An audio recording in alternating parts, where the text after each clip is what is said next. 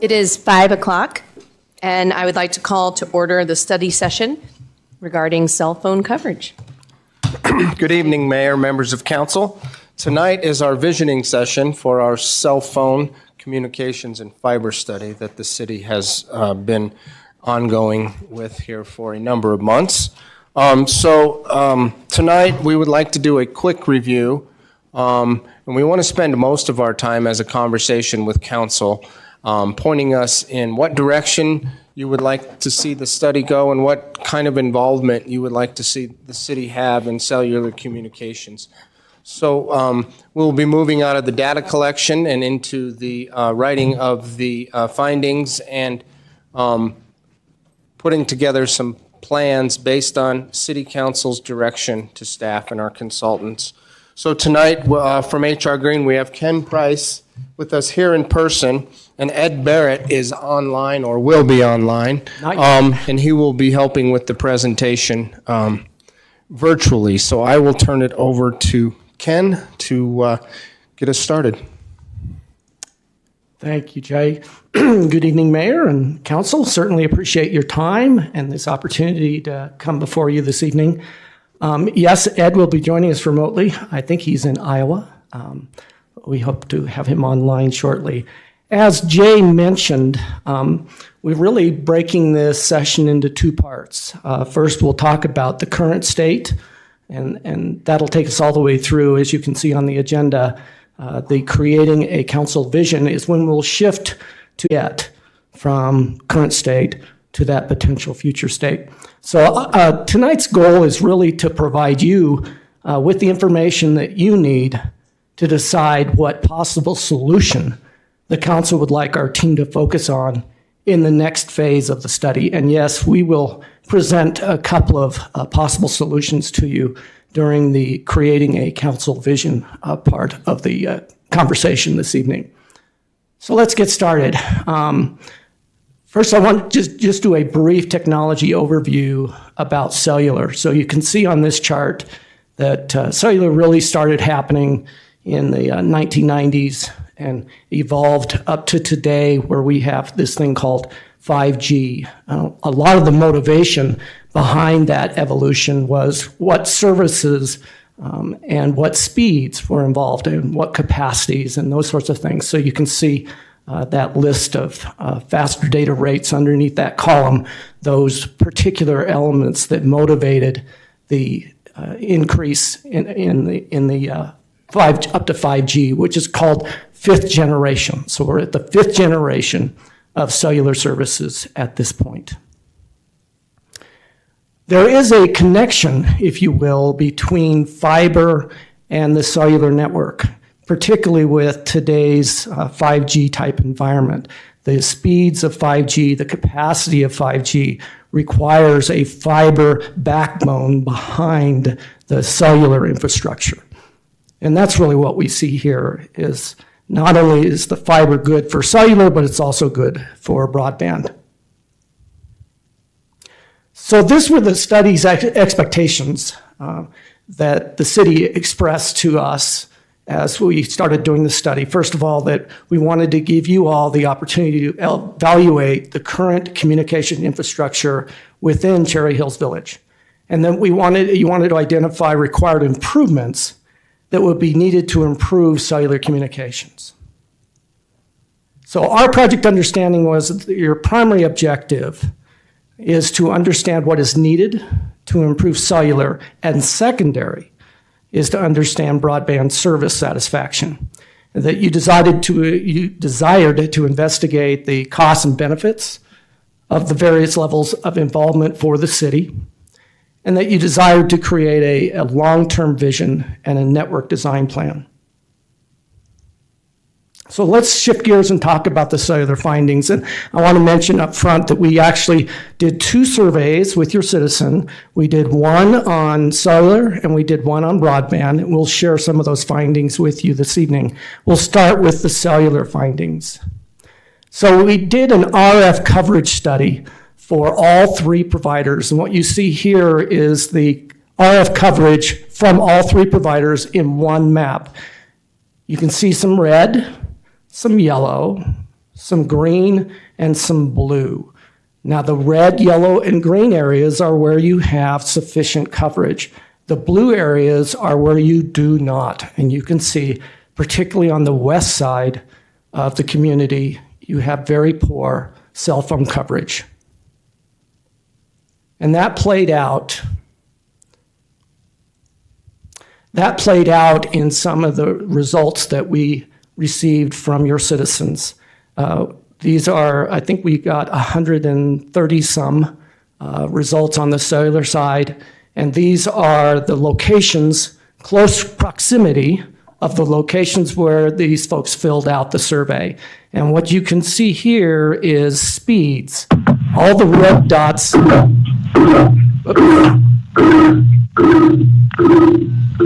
I think Ed must be joining us. Yes, Ed is joining us. Hello, Ed.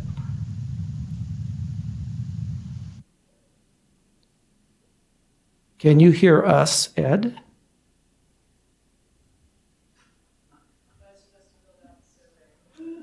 Oh, hold on. Can you hear us now, Ed? We can't hear you. You are muted.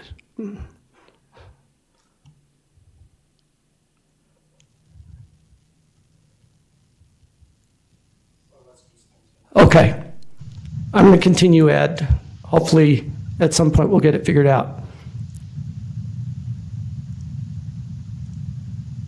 So what you see here is all of the results of the respondents and their approximate location and what their speeds are. Red is not good, okay? These are some of the additional results that definitely significant dissatisfaction with the current coverage. And importantly, the 86% support the city involvement to fix the issue. So that's a pretty big number. From our market assessment, the same thing played out. So your main providers, of course, AT&T, Verizon, and T-Mobile. Mobile service coverage is inconsistent throughout the village, and coverage and reliability are poor in many dense residential areas. So no surprise on the cellular side at all. It just really puts some actual factual data behind the anecdotal stuff that you all have been receiving. So let's shift gears and talk briefly about the broadband findings. Quick question about. Yes. How many respondents did you say there were? 130? 130-ish. The number's on there, I just can't read it. I'm sorry. And that was for cellular. We had Yes. about half of that for the broadband. Okay. Yes. So this is the broadband response, and generally the community is well served on the broadband side. And here again, you can see the different colored dots, and you have very few red dots here as opposed to what we saw on the cellular side of things. Lumen and Comcast are your primary providers. Lumen, just so you know, is what CenturyLink is called now. So again, significant satisfaction with service and speeds. Price is a little bit of a concern, and 61% are against the city doing anything in the broadband arena. This is a map of the existing fiber that we have discovered through talking to the private sectors. So there are a few private sector companies that own fiber, Comcast being one of them, in the community. We did get feedback from some of them, and this, what you see here, reflects that feedback. And I would mention that this is the fiber backbone that we know of. We do not, at this time, have availability. Is there any fiber that anybody is willing to lease to anybody else, a third party? Is the availability there? We are still working on trying to get some of that information. Jay, do we have this image in our packets? I don't think I've seen our existing fiber. I've seen the 25 miles of potential No, fiber. this is brand new. We continue to, this, again, I don't know if it got changed. We actually Yep, got more a few hours information ago. today. This has not been in anything yet because we have been compiling it as quickly as we can. That's great. It's real They're time. a little hard. We make sure that this gets out to council, though? Yes. This image? Yes. Thank you. And Jay, can I ask what you just said there? You don't know that these people are willing to lease out space? You just haven't done it yet? Or are you saying that they won't? We don't know, know right? we don't know if there's capacity and the willingness to lease out space. We Right. don't know. You don't know either that of you do, those. they do, you don't know that they don't. You just Yes, haven't checked yes, it. Right. correct. So as one of our next steps, and we'll see, and I would think we want to move that up, is to go out and find partners as part of this next process to see what we can do with some of this. But again, we've put this all as one color because a lot of the information is proprietary, so you won't know who has this fiber and where it is, but we told those providers we would keep that, under wraps because they don't want to know, everyone to know exactly where their services are right now. And that's fine. I don't think we need to know need who that, they but- are, but I think the overall fiber map is important for us to see. That, these red lines indicate where there are existing underground Fiber optic. lines that either have fiber in them or a sleeve where you could pull more through. This is existing fiber, actually. fiber, And right? and to be clear, some of it's above ground, most of it's below ground, but there is above ground fiber Okay. in the city also. And said another way, I mean, that fiber exists, you don't know whether there's capacity or not on there. But the point is, if you built a big tower, or you built some middle-sized towers, that's, if there was capacity, that's what you'd connect to. Yes. Okay, good. And so just one more question. So fiber can carry more information than, is it broadband that comes in and It's delivers cable? coax or copper would be, That's into my. that's fiber optics or just that, fiber optics. The other services are coax or copper. Okay. And fiber just carries more information, right? That's. Oh. Okay. Okay, so again, just recently updated within the last few hours. So, and definitely, I think, Jay, will share the slide deck with council. Yes. Okay, so it'll be in there. So our market assessment, these are your primary providers, CenturyLink again, Lumen. Quantum Fiber is fairly new to the market. You may have heard ads on the radio. I just heard one coming over here, actually. So they are penetrating the market right now. They have a fairly small footprint. Some of your residents are actually using T-Mobile and Verizon home internet services. So again, that precipitates the need to improve cellular, particularly for that set of citizens. So now we're going to shift gears. We went through that pretty quick. And we're going to shift gears and let's see if we can bring up Ed. I'll give you a little test. Are you hearing me now? We can. Take it away. It's all yours. Perfect. Well, thank you for having us tonight.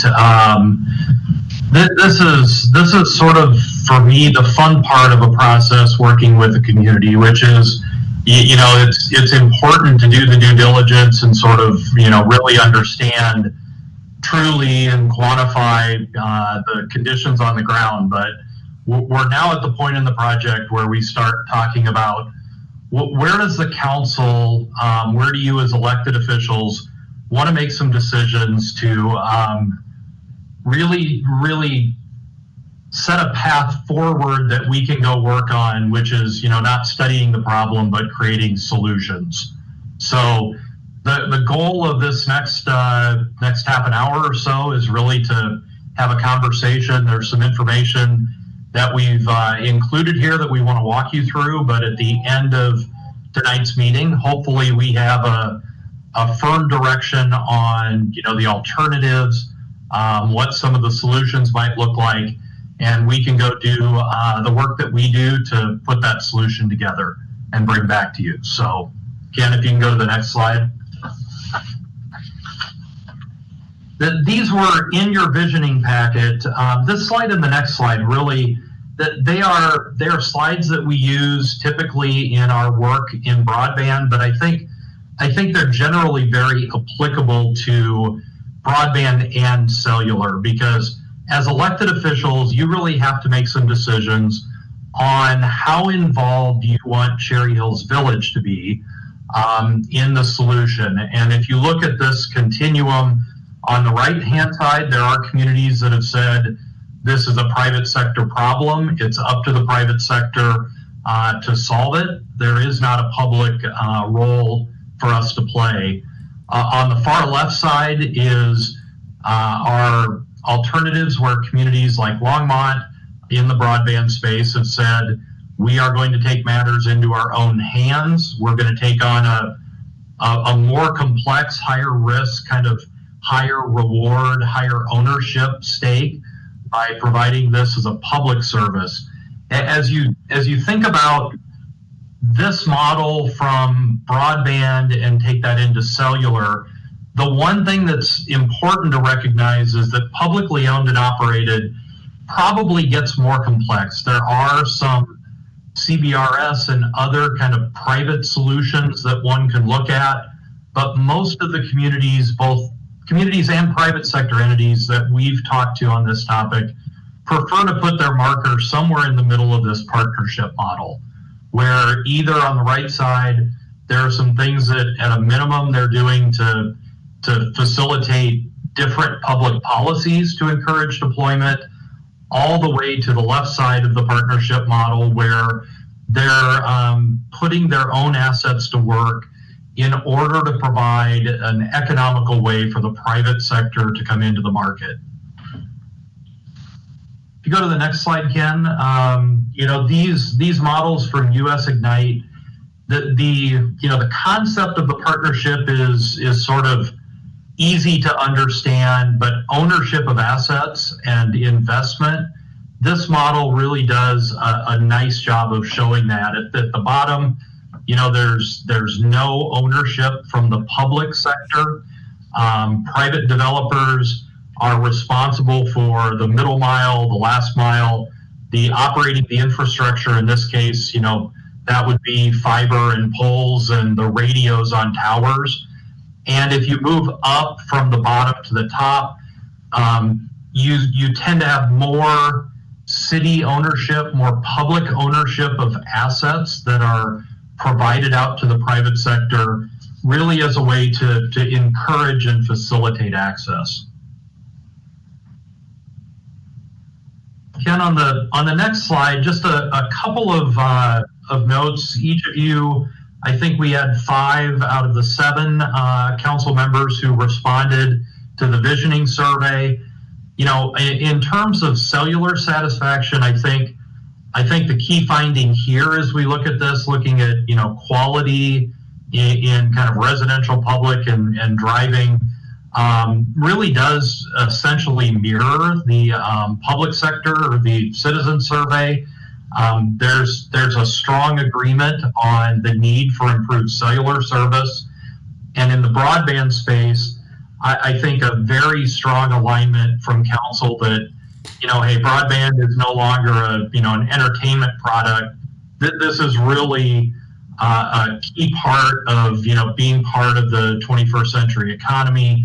People need this to work, I think 80% felt that the city should, encourage or enable improvements in broadband or cellular. So our feeling in looking at those results, and there are more that will be in the final report that's coming, but at a very high level, it feels like from the responses to the visioning survey that there is an appetite for the city to become involved in doing something to help solve the problems that have been identified.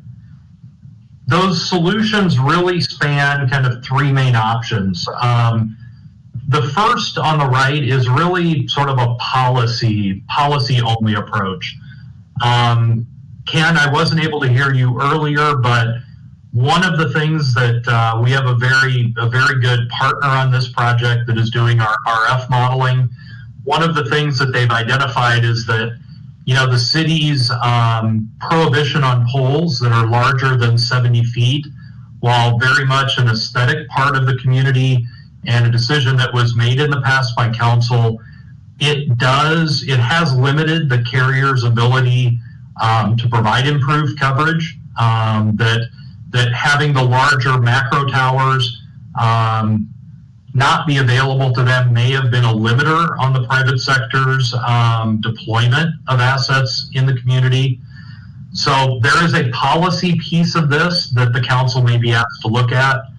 There's also then two other alternatives, one being the city's ownership of towers, where the city is going to designate locations that we know will provide excellent both RF coverage and capacity. Coverage means you can get service. Capacity means the data things you're trying to do on your phone work effectively. And in that model, the city would finance some of that pole infrastructure and create partnerships with the carriers to reside their equipment on the tower in exchange for some sort of leasing payment that would go to pay off the cost of that build. And then on the final side, there is, not only ownership by the city of the towers, but also some fiber resources. The location of these towers may not be right on existing fiber. Existing fiber may not exist that has open capacity or that the private sector is willing to lease. So, again, each progressive layer provides another layer of investment by the city that makes the deployment of improved RF coverage easier for the private sector and tends to get the city recognized and get them into the capital plans of the carriers. So we've taken the liberty of looking at a couple of different. Sorry, models. Ed, Yep. sorry, real quick. Can you say the last thing you just said about getting it easier, getting into the capital budgets for the carriers? Say that last part again. Yeah, sure. What we found when we've done these projects in other locations is that, you as a council, as a community, have a desire to fix the problem, and that's very understandable. The solutions that you put out there have to also fit into the carriers, projections of where their needs are. They have to make it easy for the carriers. Easier is always looked on much more favorably than going into communities where they know that they're going to be long permitting cycles, getting access to locations is a problem. So the easier you can make it for the private sector to make a deployment decision to fix the problem, we found that brings the carriers to the table for those discussions, but they may not be overnight, right? Those have to then go through their own internal capital reviews. Your projects get stacked up against multiple other projects. The negotiation and the development of those partnership agreements is a little bit of science and a little bit of art, but making that easier, in some cases, reducing capital and putting it into operating expenses by deploying the city's capital on the build side does tend to help projects move along within the carrier world.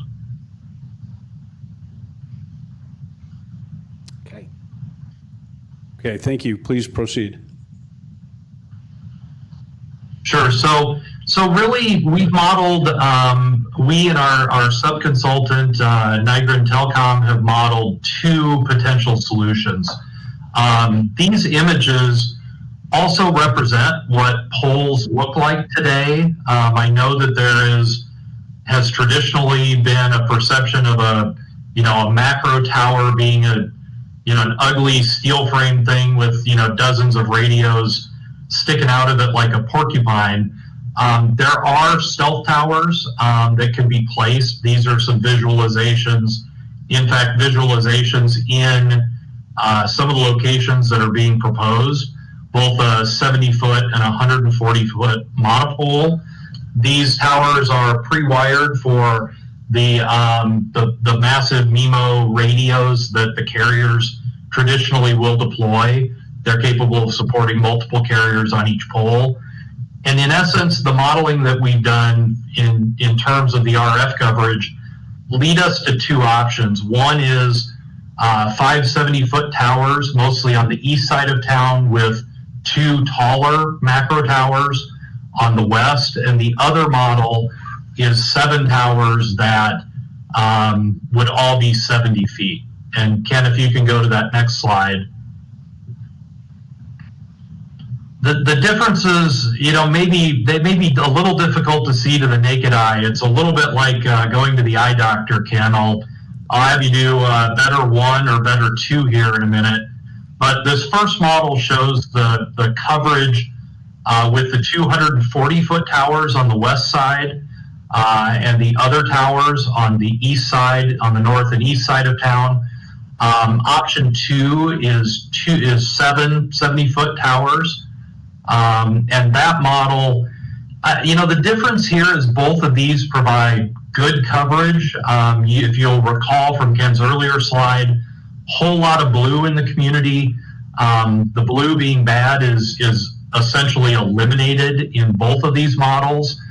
The larger towers on the west side of town really begin to give you a significantly higher level of capacity, and that obviously is a benefit. If you go with the shorter towers on the west side, you end up losing a little, you still have very, very good coverage, but you do end up losing some of your capacity and your throughput capacity. By the way, one side note, our consultant worked over the weekend to get these to us. We recognize that the Cherry Hills Country Club is not likely to allow us to site a 70 or a 140-foot pole in the middle of the golf course. They assumed that was public land, so there is a little massaging that probably is still going to have to be done here to figure out that last pole location up in the northwest corner. Unless one of you has a lot of pull with some folks that probably aren't going to move very much on that.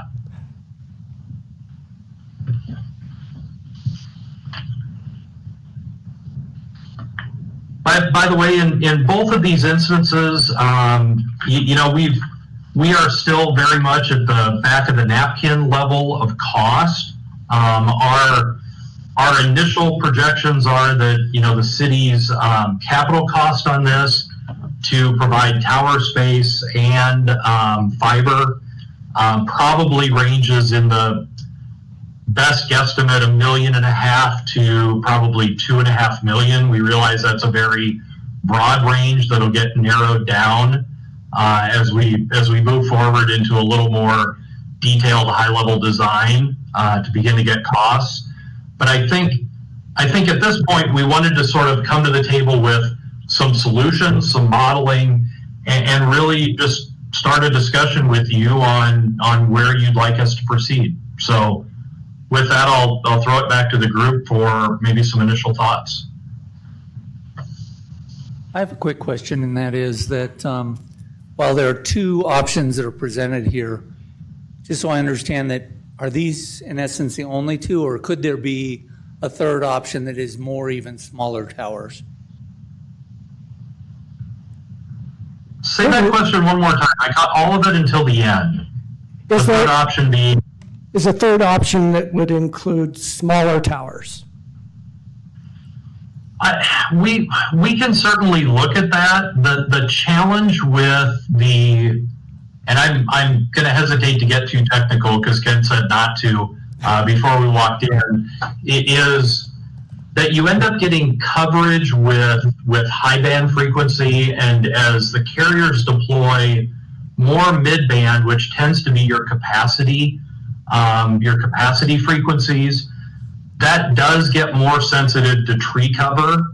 So if you start dropping too low, you end up opening up holes again in the coverage map. You can fix that, but we could certainly look at a model that has more shorter towers. I think we went with the 70-foot stealth towers primarily because that was the upper limit of the existing policy.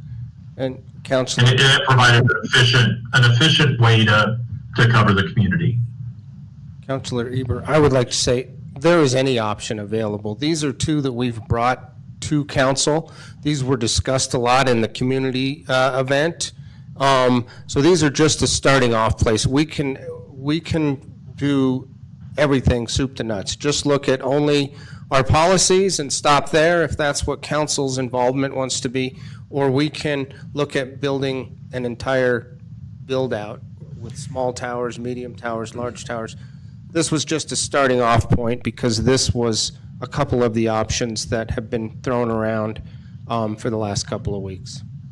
And given the fiber optic backbone map that currently exists, is that sufficient, or assuming we can get access to it? Or is there more fiber that needs to be laid, or does it depend on which of these options we deploy? Actually, the fiber needed for each of these options is the same because the location of the towers are the same. It's just different heights on the west as opposed to the rest of it.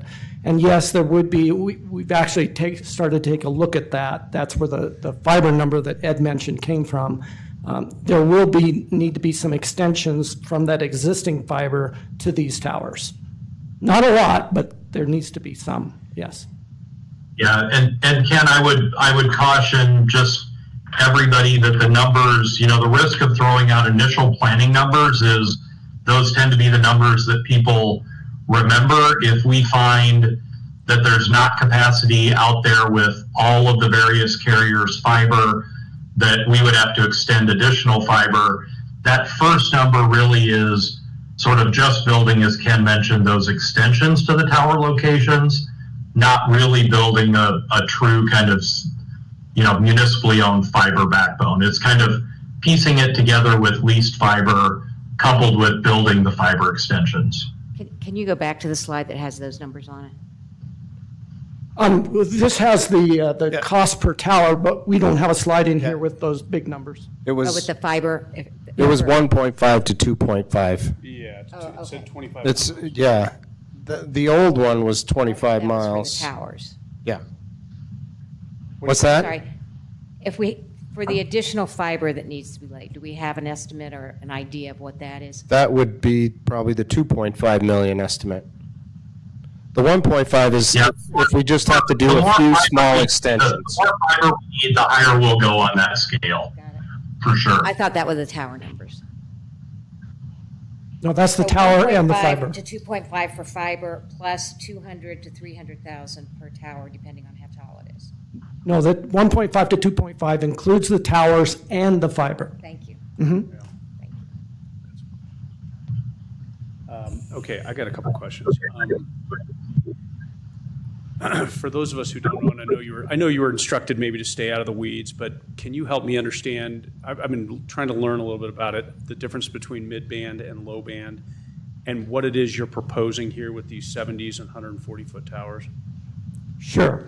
So in the 5G world, there are actually three different frequency bands. There's low band, mid band, and high band. And what we're talking about here is mostly low band and mid band type of stuff with these towers. Okay. And, yeah, so can you explain that difference and what it does with frequent? Yeah. Sure. So you're going to get a larger coverage with low band, a little bit smaller coverage with mid band, and a lot less coverage with high band. But you also get additional capacity as you ratchet up. So mid band's going to have more capacity, more speed than low band, and the same thing can be said for the high band stuff: more speed, more capacity. So to say it a different way, high band would be great for a super dense urban environment with 1,000 people standing below a tower, all doing something on their phone, downloading, uploading, doing stuff like that. Right. In a more rural environment, low band may be the better choice because it broadcasts a further throw, Right.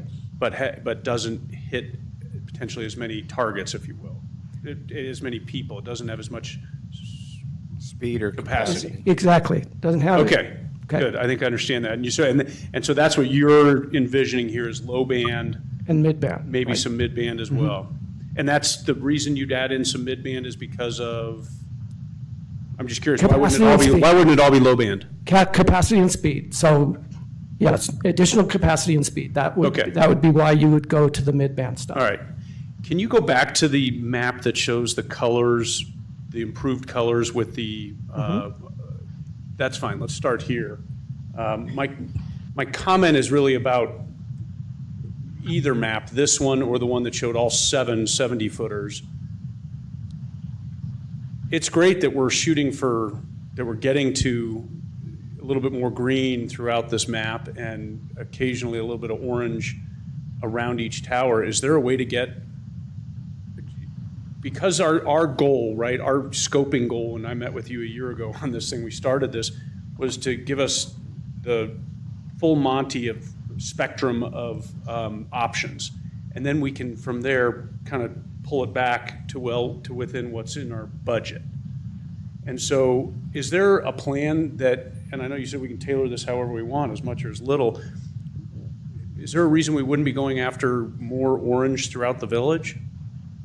Then that would involve a lot of digging because you'd have to run fiber to all of those locations, quite a few more poles throughout those locations. So, you know, if the community is tolerant of that, you know, a lot of disruption to make that happen, then that's a path we can go down.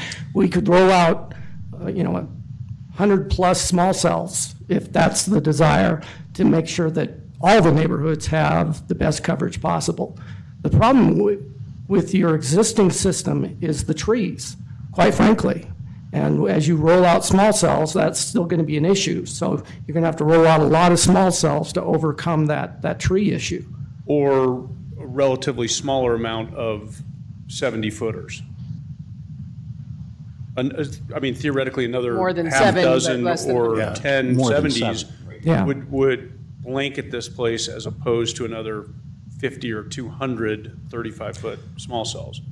But I think that goes to the comment that I made earlier of, we can look at soup to nuts. Right. I think the directive that I'm hearing you say is, we should try and at least know what it takes to get more orange-yellow at the expense of green, and then allow us to make that decision of whether or not it's worth doing that. Exactly. So I think the scope that, my recollection when we scoped this project out for HR Green, the scope was to give us, start with, the Taj Mahal of projects and then scale back from there as our finances may prohibit or allow for us. So I'd like to see a plan, and this is just one person on council speaking, but I'd like to see a plan that has quite a bit more orange on this map, whether it's this map or the 770s or more 140s. I'm not going to tell you how to engineer and do the job, but I do But one- think. But let's But I guess ask a one- different question, though. Yeah, Wait, well, I'm sorry, this is predominantly green. What's considered a good, I mean, do you have to have, I don't know if it goes up Yeah, or down. I know Do you what have you're to gonna have ask. everything to have That's a good really good question. coverage? or I don't know what is those green numbers pretty good? mean, and I don't know what green and orange means, except that orange is better than green. It's pure and simple. This map that we're looking at right here with all this green and orange, do we have any drop Hey, calls? Ken, Do we have Ken, any, if I- do we, hang on, And if I buddy. could throw a couple of comments in. I still want that. Will we have any drop calls, or will we not have any drop calls? Because I think that's the thing at the end of the day. You're 100% right. That's what we're looking at here, is to improve cell phone coverage so that our residents don't get drop calls in their residence or, around the parks, what have you. That's what we want. Does that give it to us or not? Because I got to be honest with you. We're talking, and this is what the thing talked about, the responses. It's moving more towards a safety issue. It's talking about this as a safety utility. Playing games and downloading stock stuff, which I do, I have no interest in that, okay? If we could get it cheap, great. We're not going to get it cheap. But what do we need to do to make sure that our people can talk on the phone, get calls at any place in the village without fear of having them dropped? Does that do it? If it does, just speaking for myself, I'm in great shape. That doesn't mean I don't I am want to too. know. That doesn't mean I don't want to see a range of things. No, but that's my goal too, Earl. kind of my deal at the end of the day. Randy? Yeah. Thank you. I'm in the same place. I mean, I think we're kind of, on this topic, somewhat complaint-driven, and yet cell phone experience is very personal. The complaints I've heard have run from, I was trying to get a hold of our nanny, she was walking our kids on a trail somewhere, couldn't get cell coverage. Somebody else told me about Highline Canal, they had problems with cell coverage. Dropped calls, hitting a low point in the road. And when those things happen, we get a complaint. If our goal is to solve the complaints, it sort of feels to me like, wow, we'd have to have 100% coverage, every square foot of the village, 4 different major carriers. And, I don't think we can do that for the kinds of monies that we're talking about here. Maybe I'm wrong. What's your reaction to that? Ed, do you want to chime in? Ken, if I can jump in, I think from just reading the map, other than blue bad, red good, anything that lights up in green is going to be an acceptable level of coverage, right? You're going to be able to use your phone without interruption. You're going to be able to perform basic data functions on your phone. So just as a scale, and Irina, you're more of a frequency expert than I am, but anything 99 and below is considered a good, solid cell signal from both a coverage and a capacity perspective. When you get into the blues and the dark blues, you're really experiencing major gaps. And one other note from the conversation earlier is that when we did a similar project like this for Aspen Ski Company, one of the learnings that we're bringing forward here is we can talk about millimeter wave coverage throughout the community. By and large, unless you're willing to make an investment in a private network where you own and operate those towers, you look at licensing, and if you're interested, we could look at that model. That model from a carrier perspective, the carriers, because they have ongoing operating expense, OpEx associated with a build and providing the service, you're going to have trouble convincing the private sector to come to the table for that. In Aspen, we covered those ski resorts with a combination of low, mid, and high band, but the high band applications were very much limited to places like X game venue, concert locations where you have very dense concentrations of people in one space versus kind of general coverage of downslope areas and gathering areas. So we could look at that as an alternative. It's going to be at a significantly higher cost and an increased level of complexity. But if you want us to look at that and model what that might look like, that could be a third option. We could look at the Platinum model. I think, in my opinion, we're a municipal government, not a telephone company. And I don't know that we want to become a telephone company on our scale. I know that we don't. Yeah. No, and I think, Earl, I appreciate you bringing up the point. What is the difference between all this? I assumed for a moment, and I wrongly assumed, that the areas that were not getting the orange were going to have degraded signal, degraded so much that there would still be dropped calls.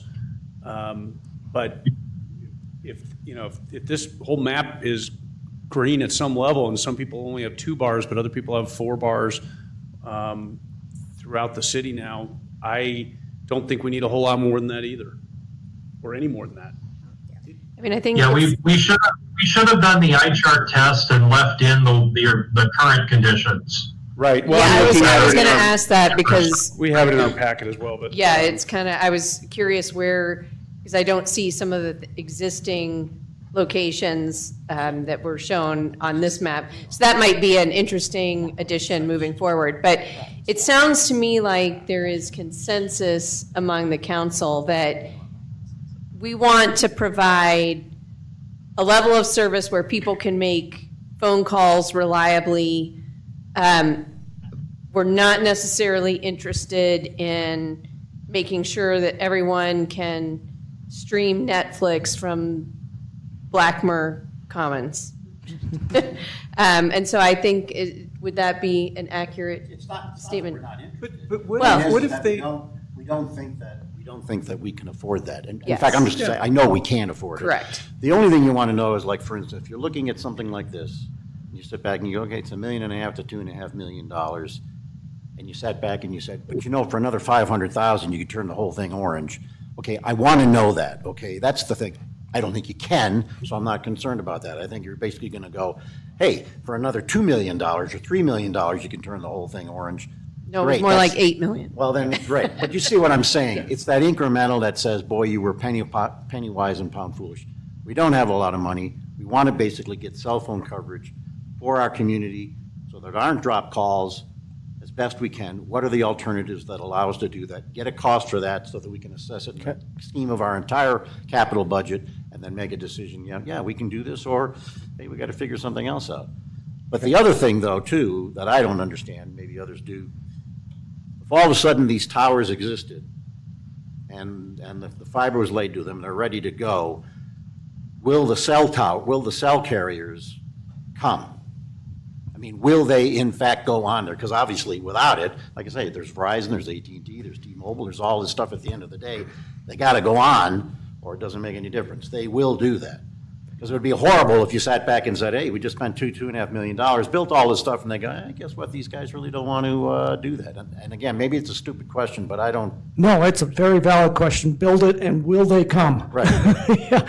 And actually, Ben, who is with us as part of our team, actually talked to the providers individually, and I think the consensus was that they would. Come on up, Ben. Hi, thank you for having me. My name is Ben. I work for HR Green. So the overall consensus is that yes, if you build it, they will come. The answer is generally not so cut and dry. They want to make sure that these sites are going to meet their engineering specifications, that there will be sufficient cellular, fiber backhaul, all those kinds of things. So we got what I would describe as a soft yes.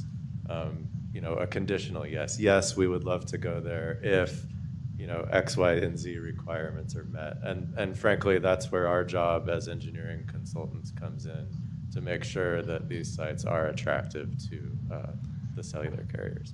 And I would mention that would be, we wouldn't go and invest this until we sat down with those carriers and had them partnershiped up and say, okay, let's sign some agreements. Here's the lease costs. Here's A, B, and C. So that's why I think we're going to speed up bringing those partners to the table once we know the direction council wants us to go. But I would like to ask council is, what do you think the residents are going to say about 140 and 70-foot towers? We don't have any of these in the city right now. No, and I think they're going to say, I think they're going to have a problem, all right? But the issue is this, okay, and this is important, and this is the communication that's going to have to go out there. When you have safety issues, okay, cost becomes important. It's not unimportant. You're going to spend what it takes at the end of the day. Aesthetics isn't. When it goes the other way, then you can spend, and you spend whatever you want, and you worry about it, et cetera, when it's not a safety issue. Doesn't matter when anybody wants that fire department there or not. It's going there. You see what I'm saying? This is a safety issue primarily, which is driven in terms of the information, which I agree with. It's become something that's necessary. It's almost like a utility. You have to do this. Okay, that puts you in a different position on the cost scale and the aesthetic scale. Otherwise, you get to a point where you go, you ain't ever going to get it. Water into wine, lead into gold. I've never been a fan of that. You can't have it. Susan, so I just want to say, before you start, Susan, we have 10 minutes, so let's try to, thank you. I think it does depend where you implement them, obviously. If you're putting in a pole in a parking lot of the park, I think that's going to be better received than if you're putting it right next to the lake at Three Pond, or the pond at Three Pond Park, right? I mean, so I think to the extent we can keep that consideration in mind, that's going to make a difference to people. But I think people are telling us in the survey that they want cell coverage, and they're willing to pay for it. And my guess is if they're willing to pay for it, they'll put up with that. Well, and one thing I'd like to point out, that was why I asked about the numbers. You know, remember that it was 86% of 130 people out of the 6,000 people who live in Cherry Hills Village. And so that is a good number. I know not everyone who cares about this issue responded to the survey. I know there are more people out there, but I do think, we are not talking about Of the citizenry with examples of, if there are, 70-foot trees in the very close proximity of where these potential towers could be, people could get an understanding of what 70 feet looks like right there. And then they can kind of give an idea of the approval of 70 feet, because I know we have trees in the city that are 70 feet tall. I don't know if we have any trees that are 140 feet, but at the same time, if you could give whatever our tallest tree is, Well, what's the pole out here? 45. 45 feet. Yes. I know. Yeah, we don't have any. but where I'm going on that is I think the balance between height is, everybody's very fearful of 140 feet, but if it solves the problem, maybe, but then they're going to see it and say, oh, but 140 feet is just too gigantic. I don't know the answer, but I'm saying if we can somehow put it in scale, or I don't know if we have to build a 100-foot, wood tower to give people an idea of what this looks like so they can actually see it. Maybe we can just find out where some are for that. Yeah, we can find some Right, Randy? within the metro area close by. Couple of questions. When I pull out my phone and I hit the emergency button, is that going over the cell network, or is that going over an alternative network? It generally goes over the cell network unless you're outside of cellular coverage. And then in newer cell phones, I presume some of the older ones have the same feature, it kicks over to satellite. So, for example, I was this past summer camping up in the Marble area with no coverage, but my cell phone had a little satellite on it so that I could make a 911 call if I needed to. So on an outbound call, 911 type call, I should have 100% cell coverage in the village today. I want to separate this. I want to make sure that I'm not misinformed, that there's a difference between the safety call and the, checking in on you, how you doing call. I believe that works. However, during our open house, a gentleman came up and talked to me, one of your citizens, and said it did not kick over to the satellite when he was outside of cell phone coverage. So that's anecdotally, I can share that with you. But yes, it's supposed to kick over to a satellite when you're outside of coverage, so at least you have 911 service. The other question I had is, what would it take, I look at the map of the cable, and that's an amalgamation of a variety of different carriers and their fiber optic systems. If we've defined the problem, and I think we need to define the problem more clearly, but if we've defined the problem as every carrier, every square foot, then it becomes very relevant what carriers those are and what actual fiber would we have to lay in order to connect T-Mobile to to that tower, Verizon to that tower, AT&T to that tower, and so on, so that we don't have an unpleasant surprise that says, well, we could afford to do it for one carrier, but not the other three, or I think we need to know those kinds of things so that we know what we're talking about, or it costs 3 times what the initial thought was because we had to lay a bunch of fiber and so on and so Well, forth. in the initial packet that was sent out, and there have been some updates, and thank you for doing that, there was an estimate provided for assuming that we had to pretty much build the entire network and that we had to put cells for every carrier, and it was about $10 million. So is there consensus on council that that solution probably does not warrant a lot more? Yeah, I would say, well, there's consensus for me. I guess I'm one person, I want consensus. But because, you got to start putting some stakes in the ground, right? I'd sit back and say this, but everybody else ought to weigh in and just go. And this doesn't mean that we can do it. I'd start going, hey, maximum $2.5 million and start coming down from there. What can I get for 2.5? What can I get for 2? What can I get for 1.5? What can I get for 1? Start looking and trying to figure out how do I get as much green as I can at those levels. And I'm not saying at all that I'm prepared to vote for $2.5 million. I don't know if we can do it. But I am prepared to probably say, I know we probably can't do more than that.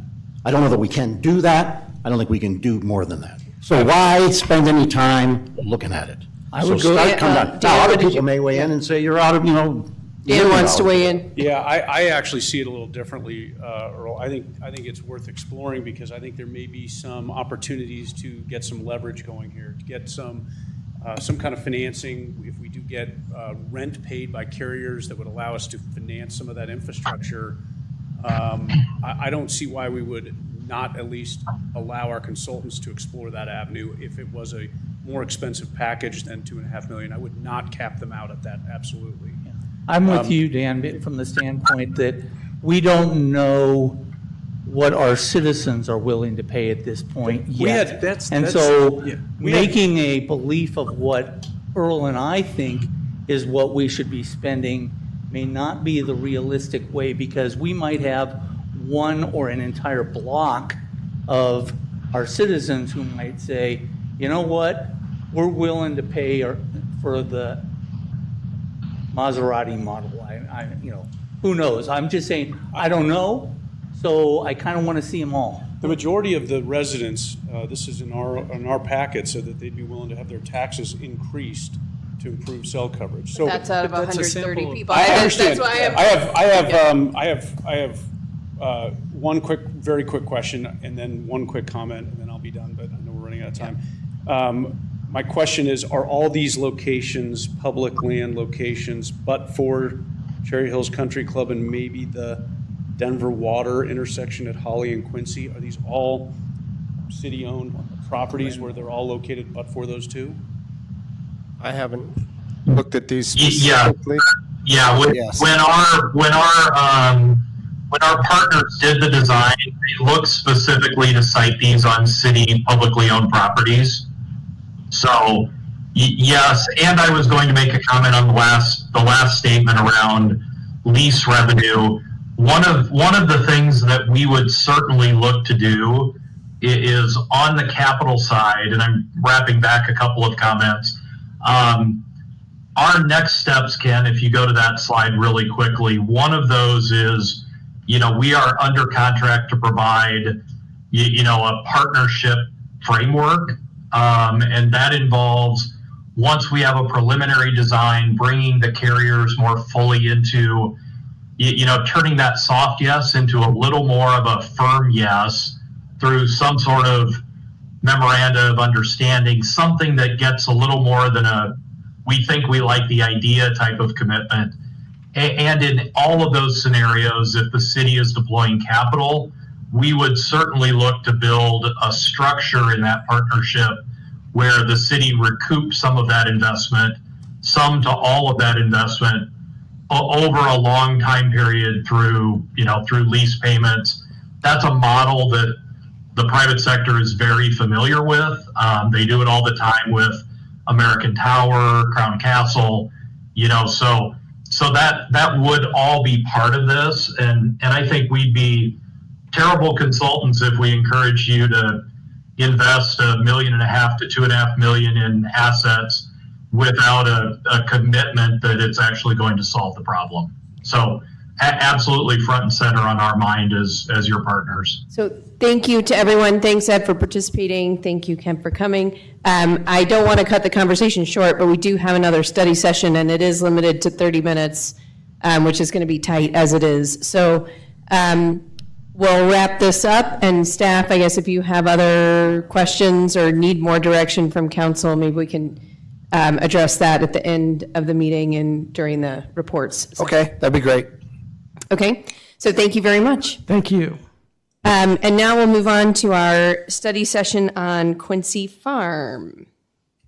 Manager Black. Oh, they're over there. Good evening, Mayor and members of council. I will turn it directly over to the Cherry Hills Land Preserve to present their 2024 annual plan for Quincy Farm, and really specifically the changes since you saw it last in July.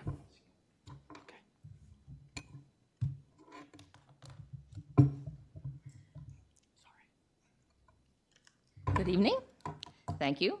I'm going to start with a little bit of background on this budget. And that is that we've been hustling without real numbers. And hustling, and there's a lot of things that Cherry Hills Land Preserve can speak to. We can speak to the cost of programming and what we think it'll be. Oh, sorry. Are you saying I'm short, Dan? Anyway, so as you know, we've been doing this for 9 months. And that may seem like a long time for you guys, but it has been a real rush for us. We've done a feasibility study, we've done an RFP, we've gone out with Rogue Architects, and we're getting a design for the barn. We don't have those numbers. We were given an estimate of between at 550 and 700. It may be 600 and 700. It's an estimate. We put 700 in here because we thought that it was a more honest thing to do. That is better to give a higher number than the lower number and go, oh, geez, it's more. So we don't know, and the reason I'm here is there's a lot of things that we don't know that are now put in capital costs. I don't know the the pond matter. That is not something that we were pushing for. We did not ask the city to redo the pond this year. We asked to study it. I have no idea where the $75,000 came for the bridge. We did not ask the city to do that. And we asked them to paint it. You know, it costs a bit less than $75,000. So what I'm trying to tell you is this budget is premature. And I'm happy to answer questions, what I can answer. But this is premature. We're going to be getting numbers. As you know, the August meeting was canceled after I had flown in for it. But oh well, things happen. And thus this has not, this last 40 days or whatever, really have not created the kind of discussions that I would like to have, both between CHLP and the staff, in order to bring you something that I think is meaningful. Okay, there you go. I'm ready for questions. So have at it. Did you want to review any, well, does anyone want Ms. Crispin, Mayor Crispin, to review the annual plan? You want? I can go through line by line. I'm happy to. Yeah, or do you want to stay on the I mean, budget? You've got this annual plan presentation on the computer here, which doesn't look like what I have on my. Or is it Are the you looking same at the thing? study session? Well, it's both the study session and then there's an agenda item. So the annual plan itself is actually further down in the packet under the agenda item. Right. Yeah. There's a memorandum over the top of it, Um, right? Yes, I think so. Okay. I have mine out of order, but yes. It just doesn't look like, I just want to make sure they're the Okay. same thing. That's Yeah. all I'm saying. If they're the same thing, then, you know, I'm assuming we've all read it, right?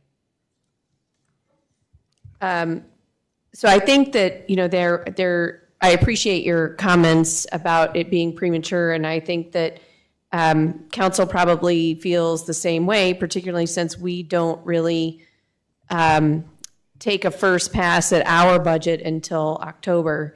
And so our plan, after reviewing this and realizing that there were some fairly significant numbers in here that perhaps we hadn't contemplated prior to that, is that we really wouldn't be in a position to approve a plan tonight with this kind of budget. And it sounds like perhaps there's an opportunity to firm up some of these numbers anyway. So we would still like to have the study session. We'd still like to hear what the plans are for the farm in 2024. And then we'll, when we get to the council meeting, we'll postpone the actual approval of the plan into a meeting after our October budget meeting so that we can consider these things in all of that context, and that'll give us time to firm up some of this, so. Okay, so let me go over, I'm actually going to go through the budget because we have not a lot of time. And it starts with our operating costs, and that's programming. And CHLP has always taken on, at least always, for the last 9 months, the programming expenses. And these are not insignificant expenses. And this money is raised from predominantly the community. It is not, there are programming grants out there through Arapahoe County, through other people. The criteria for grants, as some of you may know, have become very tight. So we have not at this juncture sought that money, and we are seeking it from donors in the community. And we believe this is realistic and we can achieve this. Not without a lot of hard work, but there you go. Administration, obviously you have to administrate, that's just fundraising, that might be a little high because in part fundraising, some of fundraising is actually programmatic. One of our most significant fundraising costs is the Tapestry computer system. This system is not inexpensive. It was apparently contracted for last year.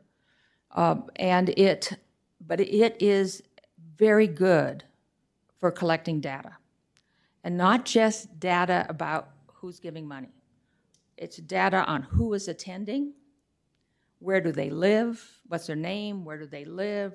We can put in a lot of information on this. It's taken us quite a while to get this system up. It is very not user-friendly. But it really is giving us good data. Can I ask you a question about, because under the CHLP operating costs, those three things, I'm assuming that covers 100% of the executive director's salary? Yes. Okay, so is your executive director only working on Quincy Farm? And this is a nit, but I noticed like Critters in the Creek. That's programming you do for the city, but it's not Quincy Farm, right? Because it's over in Woody Hollow Park. It is the one thing that is not Quincy Farm, but because there's so much citizen enjoyment of it, we have kept it. If you guys want to do it, that's okay. No, I'm just asking. Oh. I guess what I'm asking more is, are there other things that aren't Quincy Farm that the executive director works on? We are solely doing Quincy Farm plus Outside of that. Plus that. Only because why? Yeah. Why not do it? I mean, people love it, and it's also on the west side, and there's not a lot that goes on the west side that, you know, is kind of programmatic related, if anything, from the city. And so, you know, we kept it, and it's not expensive. And it's fun, and everybody likes it. So eventually, we would like to move that to a true wildlife pond on Quincy Farm, but a true wildlife one that can sustain critters in the creek. Well, here, But that's let me just down the take road. this a different direction Yeah. then, because I don't want the folks, that is a fun little program. Yeah. No doubt about it. I know part of your mission is to encourage people to do conservation easements on their property. in the village or outside of the village, right? Or it used to be part of the mission, maybe Yeah, it's it's not no longer anymore. part of the mission. So the mission now totally is just Quincy Farm? The mission is education, predominantly historic programming. It is the, okay, I have somebody who's going to read you. And I mean the mission of the I'm of the Ellen land Thompson. preserve, not the. So our mission at Quincy Farm is to provide educational experiences that inspire curiosity and learning about nature, conservation, and the history of the local area. That's your mission at Quincy Farm. What is the land preserves And mission it is as an one and the organization? same for in the near future. Okay. Because there is so much to do at Quincy Farm. Sure. We've all, and there's going to be work next year on the websites to link them better. We've had some questions like, what do you do here versus this other website? So that is part of the plan for next year to link them. But it Okay. is 100% except that Creeks and Critters, and we did use that to advertise for Quincy Farm. Another example is we used to have the, you all know, the Trail Walk, and that's been renamed Adventures in Nature to more accurately reflect it's on Quincy Farm. We have our conservation partners, and we're not really on the trail, the Highline Canal Trail. So, Okay, thank you. Okay, so I'll keep going. Thank you. So now we go down to what the city has provided in their numbers for maintenance, and that's utilities, tree removals, weed wranglers, maintenance, and regular maintenance. And from what the city gave us earlier, that money's coming from the Cat Anderson Fund predominantly. That's what they designated as. And the Cat Anderson Fund, as you know, is not coming from the taxpayers. It is a donation of the citizens. So that is donated money from the citizens. of Wait, Cherry Hill. Emily's, hold on. That's not entirely accurate. So that fund has a few different sources of revenue that I don't have in front of me. Some of it's donation-based, but there is some tax dollars that go into that account. When we did have subdivisions, the money in lieu of used to go in there. There is no true funding source for that. But it's not, that's not tax, that's the subdivision funds. Is there any mill levy that goes in? No, there's no set mill levy. Right, okay, that's what I, So I'm just clarifying, that's not tax money. Okay. So now we go down to the big barn construction documents. And we were given 3 different options from Rogue Architects, who were the architects retained by CHLP at CHLP's expense to do an adaptive reuse study of the barn. We have narrowed it down to 1, and it will retain 4 stalls. Okay. So, Do you want, Laura, I'm What? sorry to interrupt. Do you want to show, I have a slide that shows what the layout is now. Sure. So that everyone can understand that. okay. So if I'm facing it, so on my left, your right, I don't know. That is the tack room. That room was the caretaker's room originally when the barn was built. Across from it is, we're not sure, it's clearly not a stall. It has windows that horses would have gone right through. So we are not sure what it was used for historically, but maybe they put feed in it, I'm not sure. The stairs upstairs go to the attic, or the loft, excuse me. The loft will not be used. It makes no sense to use it. It makes sense to reinforce it. It is my understanding that the existing roof does not actually support the roof. So the existing roof was underbuilt for the span of the barn. So just any other details you want, I'll let you know. There's a lot of detail there, but there's no intent to use the loft. There just needs to be a stairway up there so people can get up there.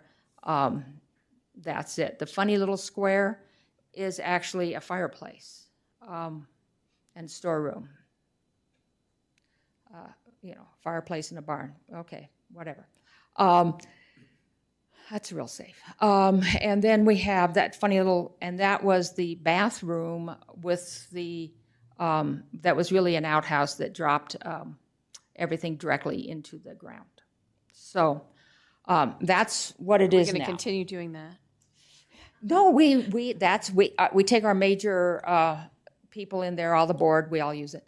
Anyway, then you'll see, you'll see in essence 3 stalls, okay?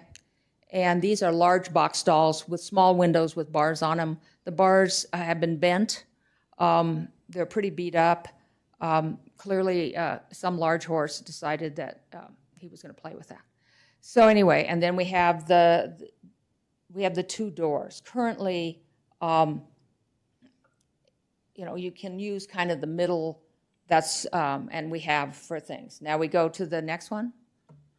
Okay, so the intent here. This is the current one we're looking at, and we haven't finished playing with the numbers. That the upper space would be space that would be used for programming.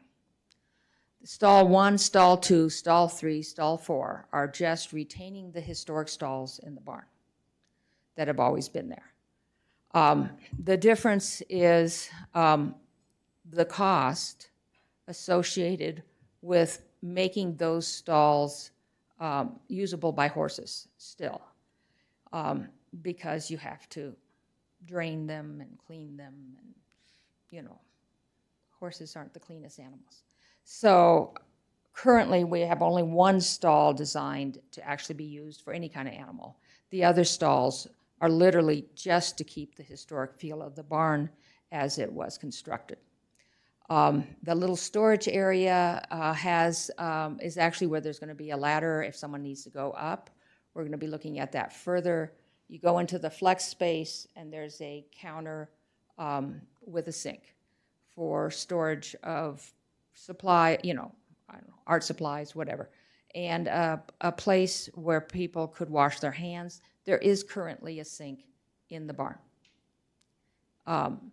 This is not adding a sink. It's just putting one that isn't quite so disgusting and is actually useful there. So that's really the design that we've settled on, because we think, and this is why, I digress here. This is why these programs that we've conducted have been so incredibly informative, because who knew that people truly loved the historic stalls? And they do. They love looking at them. And we have now responded to that desire.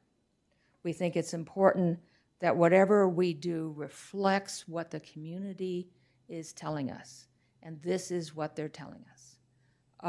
So that is why you don't see a big empty thing. The directions were to Rogue Architecture: keep the price down, maintain the historic exterior as a old barn.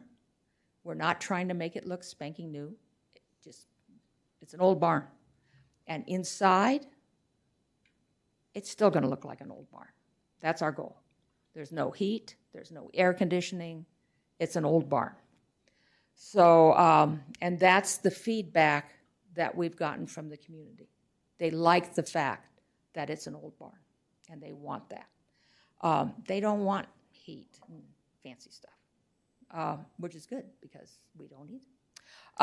And so that's kind of where we are. We are working with them to bring those numbers down even further. So that's the barn.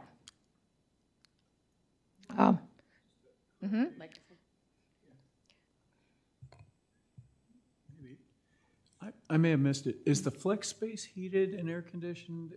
No, none of it. Okay. None of it. All right. Ellen, who just spoke, our executive director, she has a very good solution for that, which is in the winter, wear a coat. And in the summer, linen's a nice thing.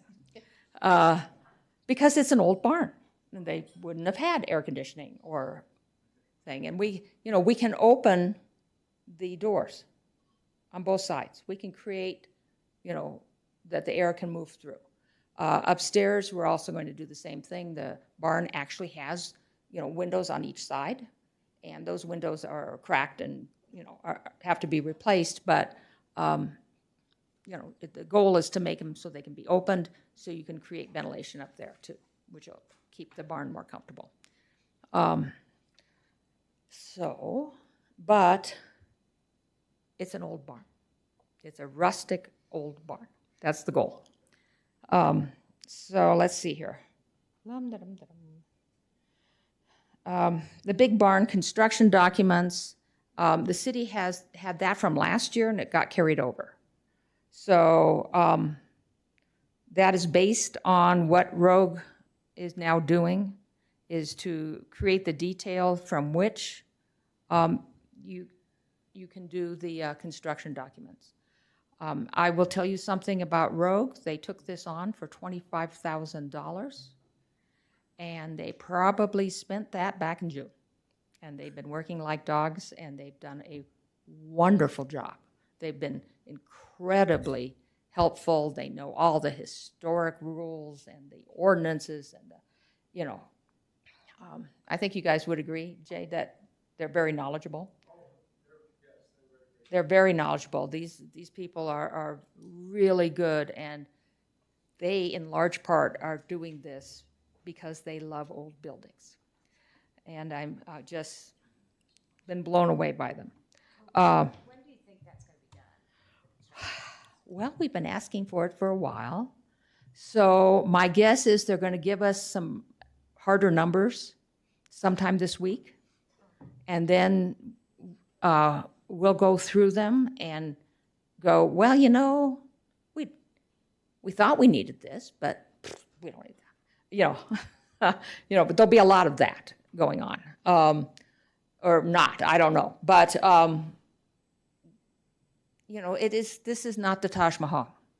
This is a very basic building.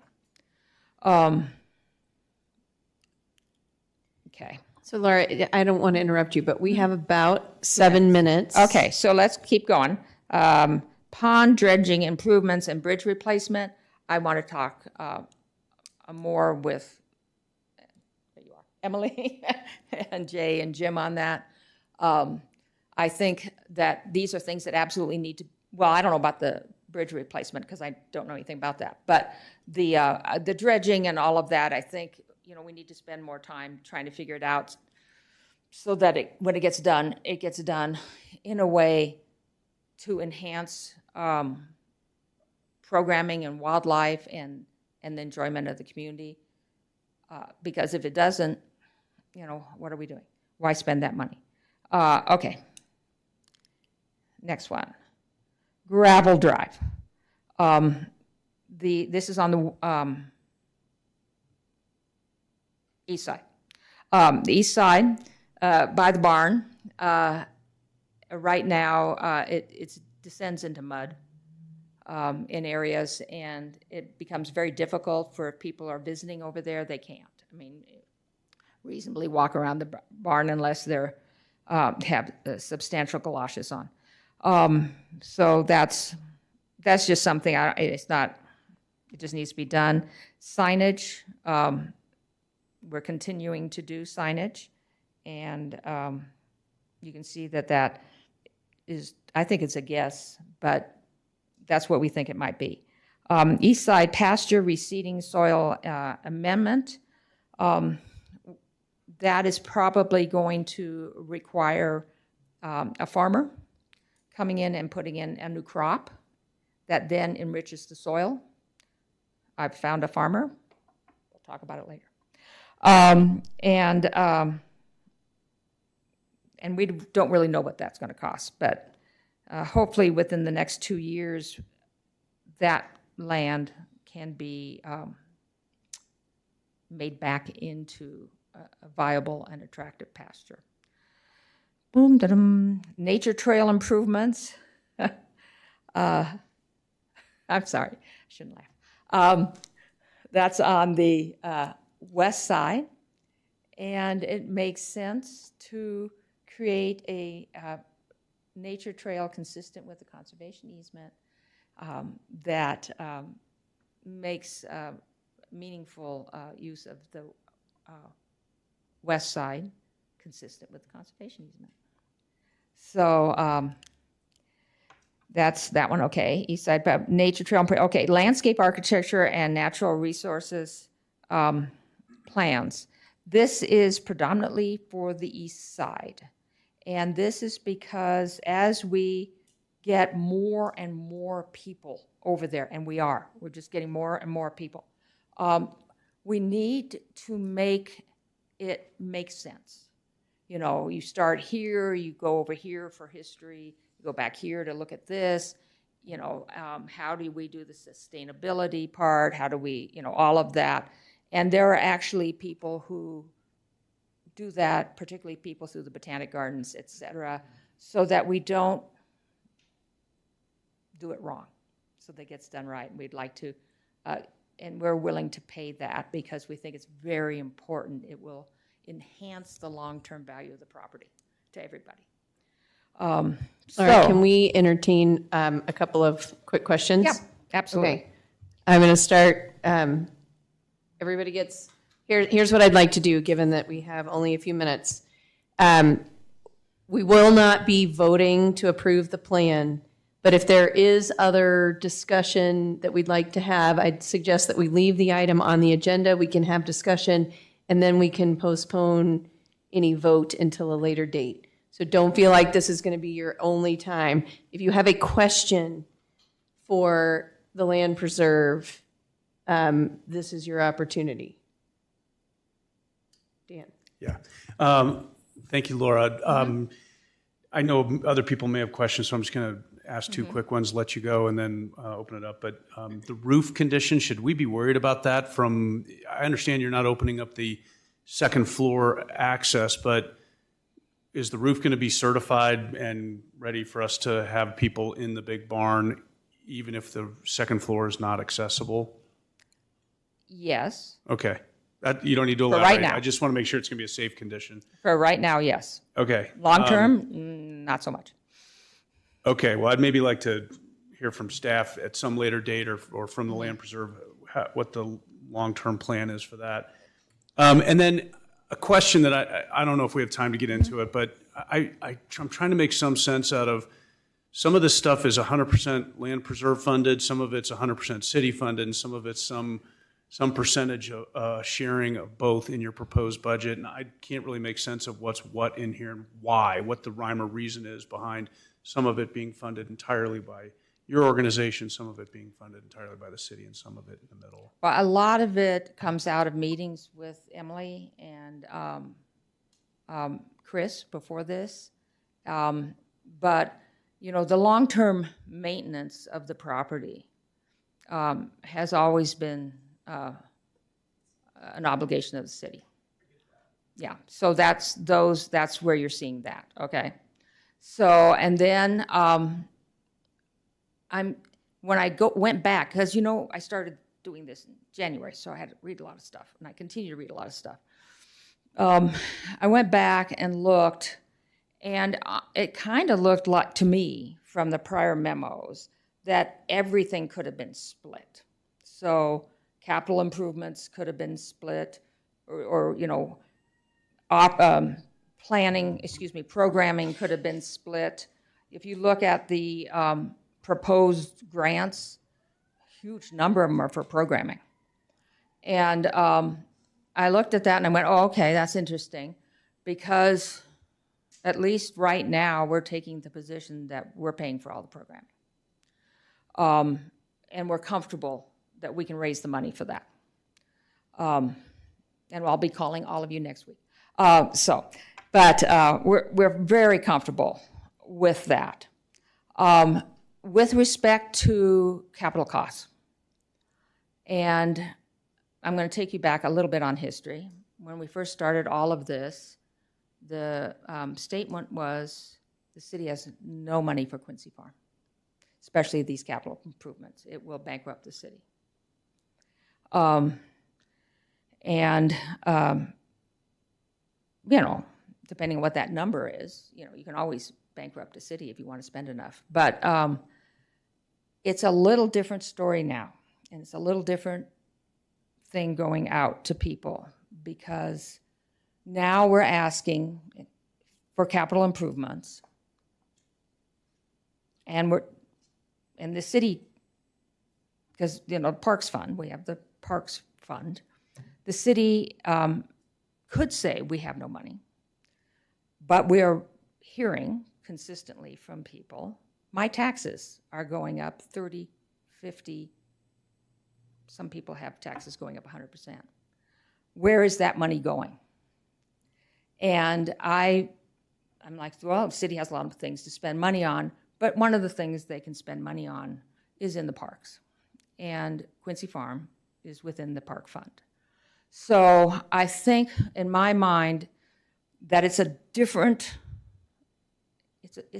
world right now, and it's a different sell on capital costs.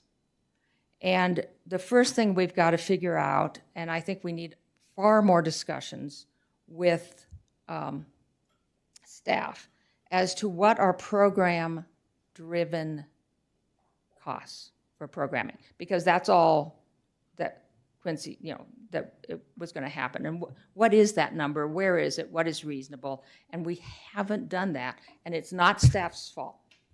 We haven't given them the numbers. We haven't given them the details yet, because we don't have them either.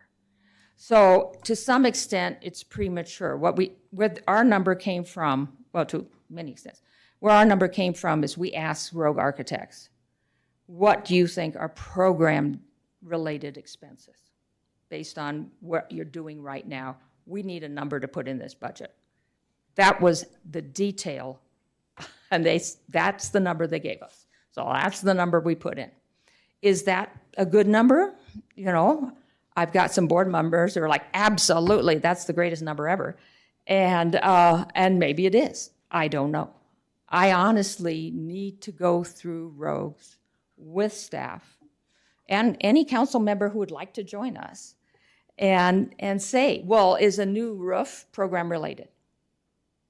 You know, those kind of things. We have to go through all of that, what makes sense, and put that together. All right, thank you very much. You're welcome. Sorry, that's all right. We need to move on to our council meeting.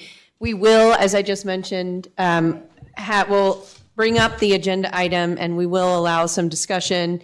So I don't know if you're planning on staying. It's not too far down the agenda, but if you're not able to, that's fine as well. But okay, just to let everybody you. know that we'll talk about it. Okay. Are you able to stay for a few minutes? I wasn't planning on it, but if you could move it up, I'd really greatly appreciate it. Okay. Have people from out of town visiting. Yep, okay.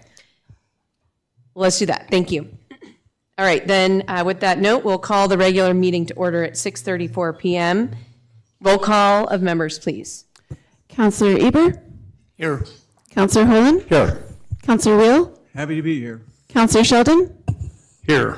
Councillor McGuire? Here. Please stand for the Pledge of Allegiance. I pledge allegiance to the flag of the United States of America and to the republic for which it stands, one nation, under God, indivisible, with liberty and justice for all. We have audience participation period.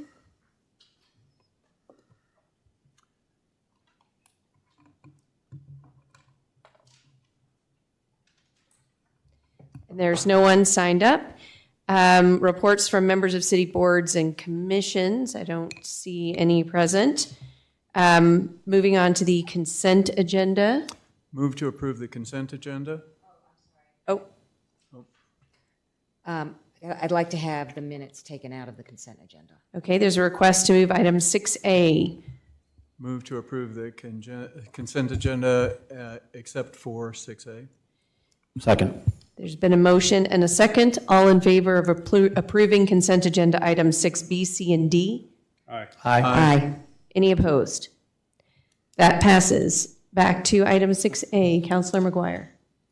I was not at that meeting, so I Just wanted to abstain. to Okay. abstain, yes. Is there a motion to approve the minutes? So move to approve. Second. Second. It's been moved and seconded. All in favor? Aye. Any opposed? Any abstentions? One. Yes, yes, I'm abstaining, sorry. I would entertain a motion to change the order of the agenda to move new business in front of unfinished business. So moved. Second. Any opposed? So we'll do that. Moving on to new business. The first item is the Cherry Hills Land Preserve 2024 Quincy Farm Annual Plan. Manager Black. Knowing that City Council wished to move this item to a future meeting, I didn't prepare a specific presentation, but I'm happy to answer anything you may have heard during the study session. Councilor Holen, I know you have. I do. I've got some things to say. First of all, thank you to the Land Preserve. One of the things that's been very clear is that the work that the Land Preserve has done last year, this year. Last year we had Linda and Kathy here. This year we have Laura and Ellen. The programming has been fantastic. It's been wonderful. I think everybody, including the people that have participated in those programs and gone out on the farm, I mean, we're really moving in the right direction, I think. And I think that's really, really exciting. But the one thing, though, that, and part of this is council giving direction to staff, and then it's not really us to give you direction, but, you know, hopefully you're listening. One of the things from my perspective that's really, really important, and a lot's been happening. I mean, you know, the Land Preserve and the staff have been working together. They meet monthly. They that relationship continues to evolve and develop. I know the Land Preserve continues to develop as an organization. All of these things are important. But one of the things that I heard tonight, and can happen, it can happen, but it's not a good thing to do. It's just like last year. There was a discussion, hey, the Land Preserve wanted to open up the entire farm. Staff wanted to do just the east side. And the discussion was, you can do that, you can make that presentation, and staff can have an alternative recommendation. And at the time I said, but I don't recommend doing that. I would not do that. I would not come before this council with an alternative recommendation by staff versus what the Land Preserve did. And Mayor Chrisman, I heard you say, hey, I don't know how this got in there. I don't know how that got in there. My view, this is just speaking for myself, that can happen. That should not happen. If it does, it says that there's an issue. There needs to be working together at those meetings. Moreover, my personal belief is that when this plan is put together and presented, I should be able to hear from any member of staff essentially the same thing, or any member of the Land Preserve Board, the same thing. And that is still a work in progress, but I think it needs to happen. It needs to come together in that way. During these staff meetings with the Land Preserve, I think it is really, really important that all of these issues are discussed. Yes, the city has certain responsibilities, the Land Preserve has, but it's a partnership that shows up in here. It's a partnership. I don't care whether it's, hey, how many times are we going to cut the grass is this the kind of design for the barn that we want to see? Those things are done mutually and together. And again, they're driven by separate parts of this partnership, and that's an okay thing. But that's got to come together a bit more and a bit more timely than it has been. The other thing, which is the elephant in the room, the meat in the coconut, as I like to say. There you go, Linda. I know you're listening. The meat in the coconut. The whole notion of the contribution, the financial contribution of the Land Preserve to these projects, it's a thing that's been sitting around there with ambiguous language, and no one knows what it means. And both staff and the Land Preserve probably both had the same view about me, which is Earl's being too much of a pushy SOB. because I knew we had to continue to define this better than we have, and it needs to come together better than it has now. What are we really talking about? From my perspective, I can tell you right now, what is Quincy Farm? It is first and foremost 17 and a half acres of open space. And if we can get our citizens to be able to go on the property, which we can do on the east side, and we're driving now and saying we're going to do it on the west side, and we're working hard to work with Colorado Open Lands to make that a reality. From my perspective, that's huge. I don't want to stop there, but I mean, I'm like, boy, if I could just get that, man, I'm feeling pretty good. The rest of the things that happen on the farm, in my view, are programming. It's natural. It's about nature. It's historic. It's sustainability. It's all programming. I don't need a barn for open space. I need a barn for programming.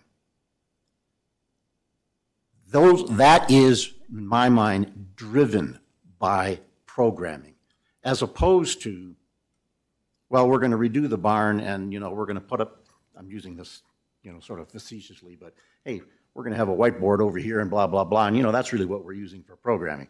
No. The whole thing is being done in order to have a place for programming. That's the thing that has to be reconciled. And then what it has to do, because again, there are no commitments, there are no promises that are made. The issue, though, is that the promise that has to be made is that everybody needs to come and say what they will and won't do. The land preserve needs to come to council very specifically and say, this is what we're willing to do with regard to fundraising. Then this council at that point sits back and goes, hey, that's good enough, let's do it. That's not good enough, but we're going to stick with it, but we're going to slow this thing way down. To that's not good enough, let's keep working, but we got to find somebody else to partner with financially, to I don't know if there is a fifth possibility. But that's what we have to do, because that's what council said, the previous council. I wasn't on council at that time. It was this. The memorandum of understanding does address that.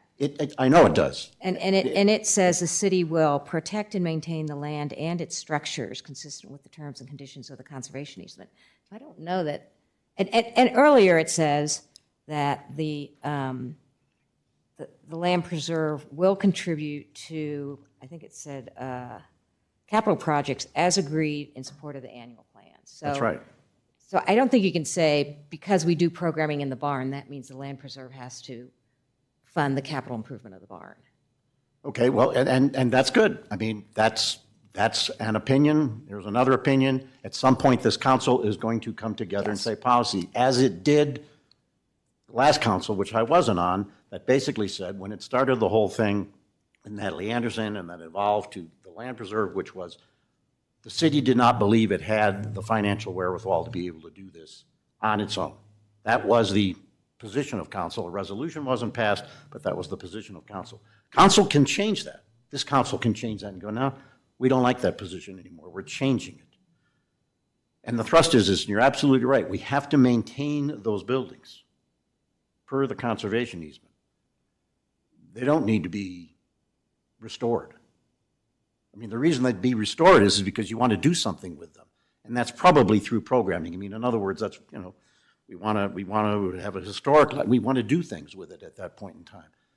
So what's important is that then the land preserve comes and says, and they can say whatever they want to say. I mean, it's perfectly okay, but provides that information that's very specific for us. And then we, just like that, I mean, I'll say something and you'll say something, and at some point, Katie will try to wrangle it into a policy that means something, and we'll go forward from there.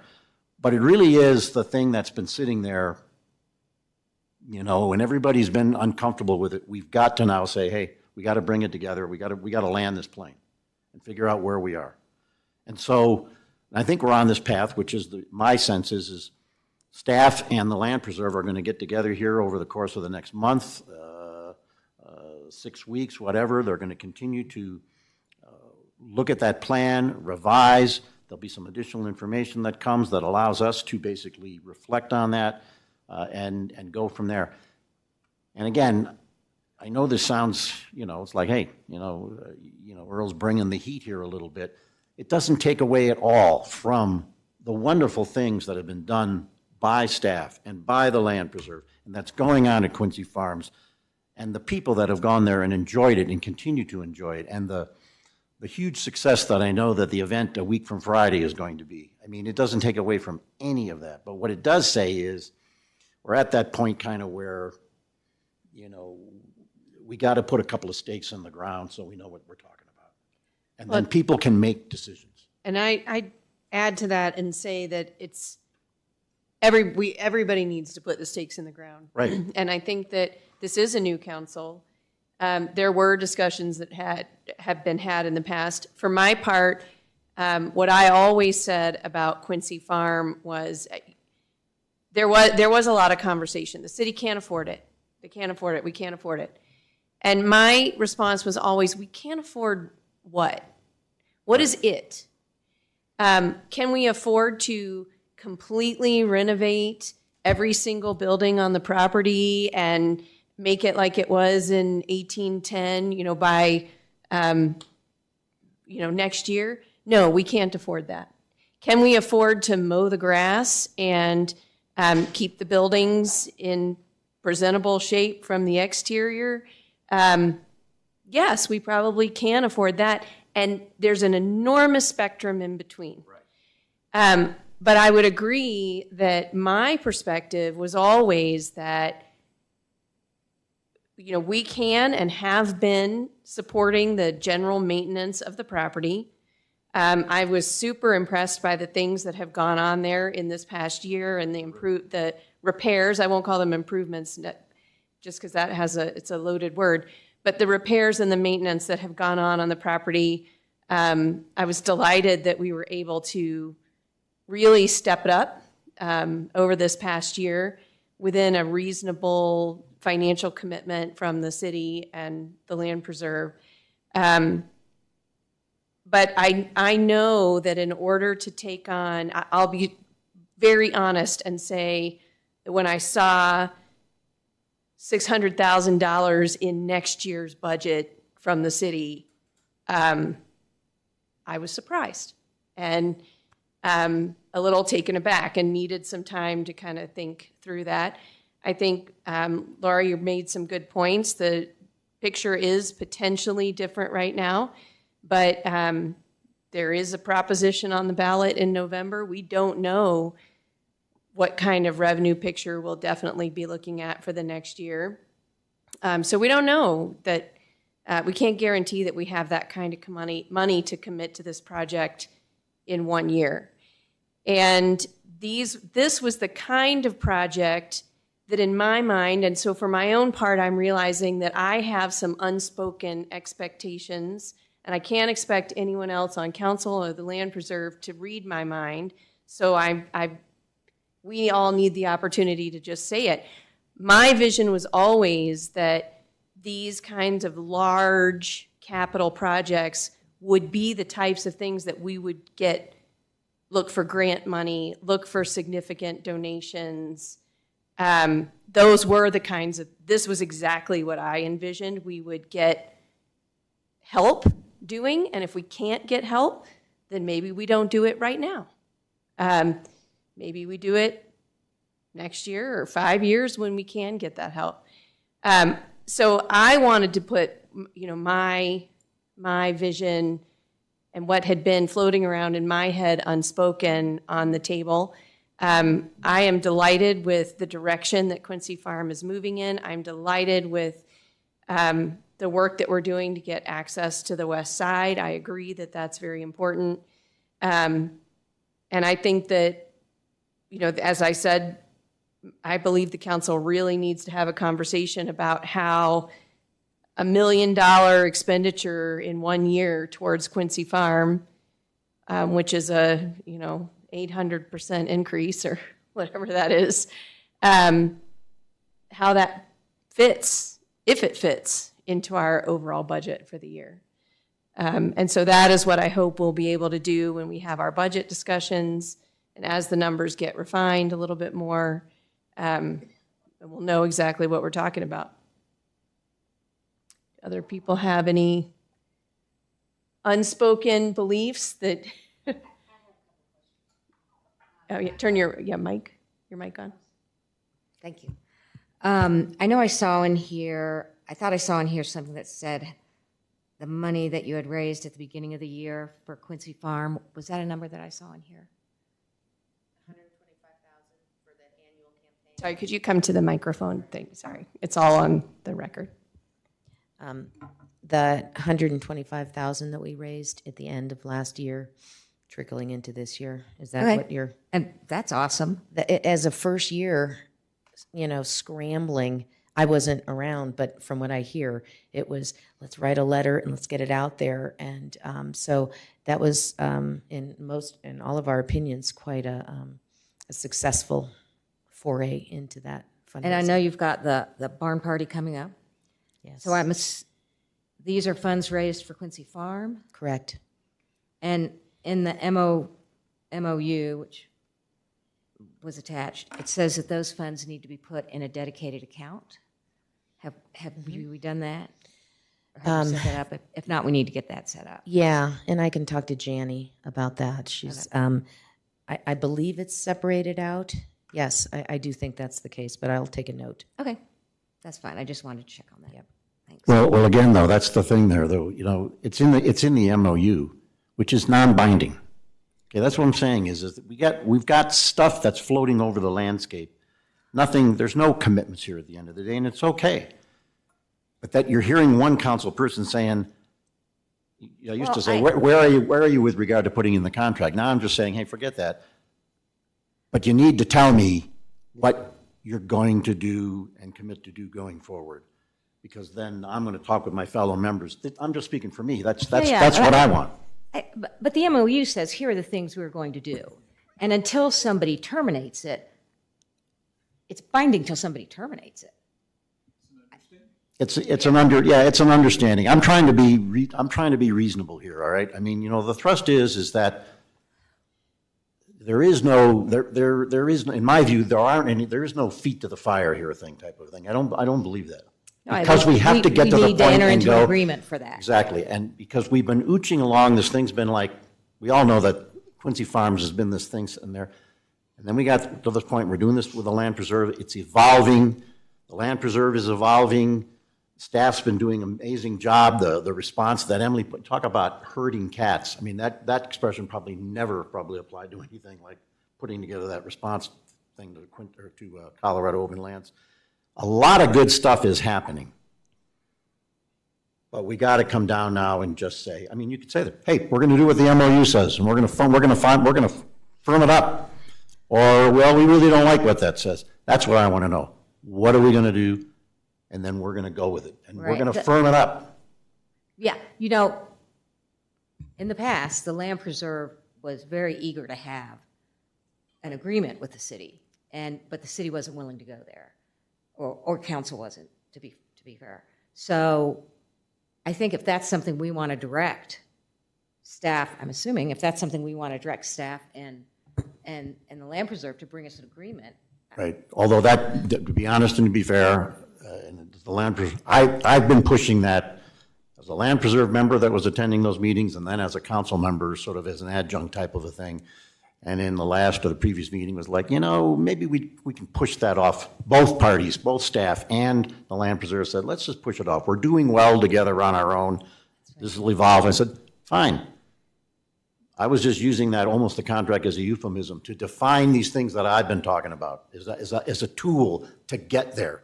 Fine, I don't, the hell with the contract. I still want those things defined, so find another tool. Just because we ain't gonna have a contract doesn't mean, at least right now, doesn't mean that we're not gonna firm this stuff up. The other thing which I think is important too, at council, and we've talked a little bit about this, but the vision's never been approved, but every annual plan that staff and the land preserve put forward is presumed to be an iterative step towards that vision. So if we don't like that vision, it's incumbent upon us to send that message back so that then their next annual plan goes in the direction that we want it to go in. Well, But that it's funny vision you sits should there. mention that. I was going to say the exact same thing. That vision statement, I I remember the meeting, and we didn't discuss it then when we approved it. And I do think that we, as a council, need to, and since we will be reconsidering this at another time, I think my homework assignment to all of you is specifically to look at that vision statement that's in that document. And if you have any, if you don't agree with it or whatever, we need to discuss that amongst ourselves and give that information to the land preserve. You know, I feel like in some ways, taking responsibility for ourselves, I feel in some ways we are to the land preserve what Colorado Open Lands is to us. And I mean it. We're not being very specific. The land preserve goes off, comes up with a plan, brings it back to us, and we say, oh, I don't know, that's way more money than I thought it was going to be, or that. And, well, okay, but we never communicated that. So I really just think that what's lacking here is it's the unspoken thoughts that are in our heads. I'm not in favor of a contract because I feel like that creates a feet to the fire. Well, you said you were going to do X and you didn't do it, and now we're going to try to hold you to it in some way. That's not what this partnership is about. Right, but there's also, you've got the land preserve raising money to be spent on a city asset.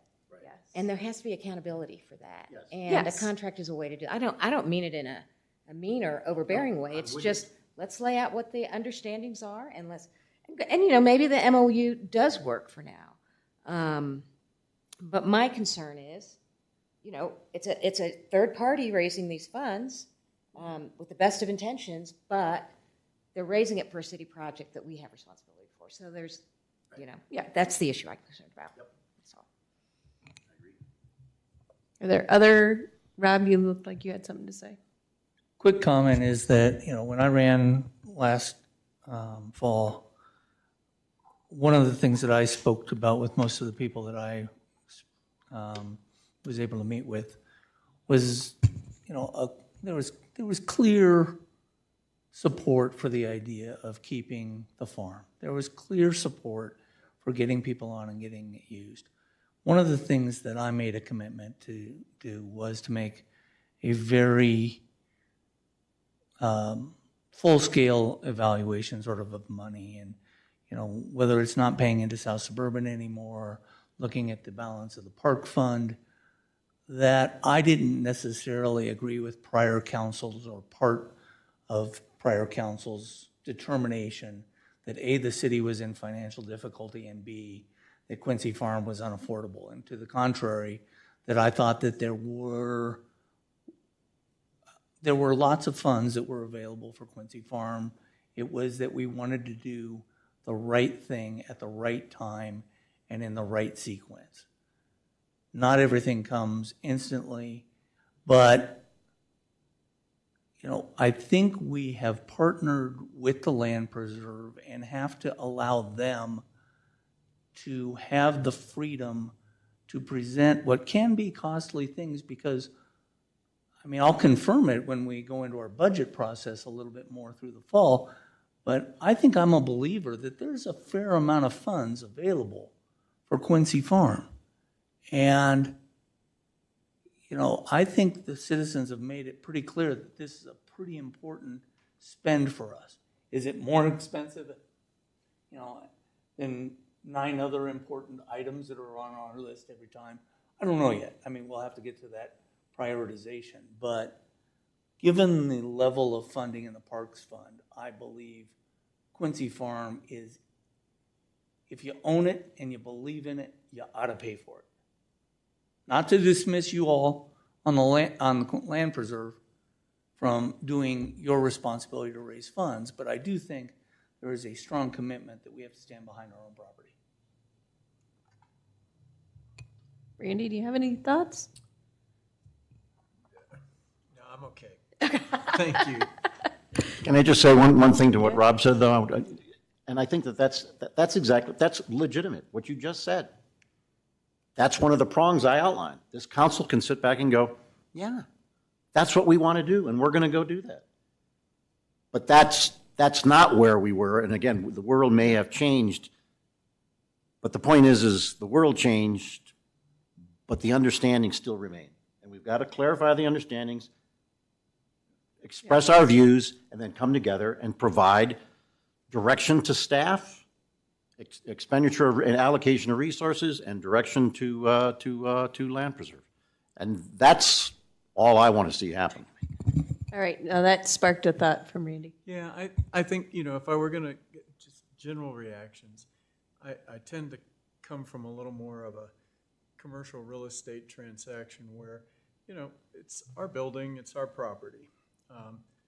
I hope that the partnership with the land preserve lasts forever, but I suspect that our ownership would. And so in that sense, having, taking responsibility for the asset and maintaining it, just like I would a commercial building, if the roof needs to be replaced, that's on me.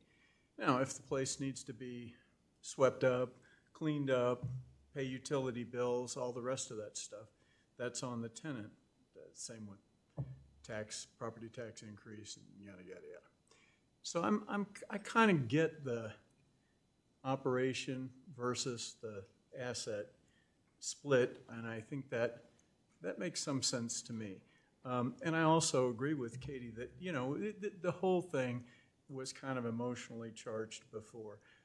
Gosh, it's going to cost an amount near our annual budget and so on and so forth. Well, if we want to do a Cadillac or maybe Rolls-Royce fix-up and we want to do it right now and all the rest of it, but I think methodical, prudent kind of an approach feels like a good thing. The other reaction I had is, and I realize the numbers are in flux at the moment, both sides, but I would challenge the land preserve to have sort of an aggressive fundraising goal, because I'm a believer that if you set your sights on the stars, you're not going to end up with a handful of mud, right? You reach for the stars, you don't end up with a handful of mud. So I would say challenge yourselves, and whether that's grants, we heard your predecessors. Let me lay it on them. Oh yeah, we got 6-digit numbers, donors here and there. If we can get this or that, So yeah, keep yourself challenged. Be aggressive, and if it doesn't happen, it doesn't happen. That's understandable on the one hand. On the other hand, I think if you set your sights high, it's a good thing. Those were the two comments that crossed my And I mind. think that when people are clearly willing to contribute, when community members are clearly willing to contribute, that confirms that it is in fact a priority for the residents. The 6-figure commitments from multiple donors are still rattling around in my head from your predecessors, and I'm looking at what was raised year to date or last year end, and I know that you need commitment from the city. It runs both ways, right? You don't have anything to sell until you had the MOU. Well, we got that done, but you need commitment from us that we're going to do something with that money and allow you guys to go forward. I'm still coming around to this whole idea that this is going to become a bigger city project financially than I might have been a year ago or 6 years ago. So I'm getting there, though. I'm getting there. Every time we visit and I hear more about this, and I read budgets and I read your annual plans, I think it's starting to sink in a little bit more. And certainly, no one can argue the programming that you've done, and the touches you've had with the public now have been outstanding. So I'm looking forward to seeing it getting there. I am also looking forward to seeing how this budget process evolves from a bigger city budget and what it means to Quincy Farm and the Land Preserve. But keep up the good work and keep faith in us. We're still working towards. I think we're all rowing in the same direction. Let's say it that way. I just keep some faith in us. We are in you, but I think for me, I'm coming around. So thanks. Thank you. Can I just make one quick thing? Yeah. Because, I can't leave without disagreeing with Earl on something. And Earl said that Quincy Farm to our community is open space. At one time, I would have agreed with that. But now that we've done programming, I will tell you that Quincy Farm is not only open space, but it's the history of this farm. And it's the, walking through and seeing the barn has elicited an amazing amount of, you don't have to have a program, they just want to look at the barn. And so I think, we've learned from this process, and it's not just open space anymore. And I would agree that at one time it might have been, but I don't think it is anymore to our community. So that's all I wanted to say.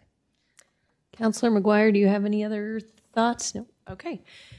So I would entertain a motion to postpone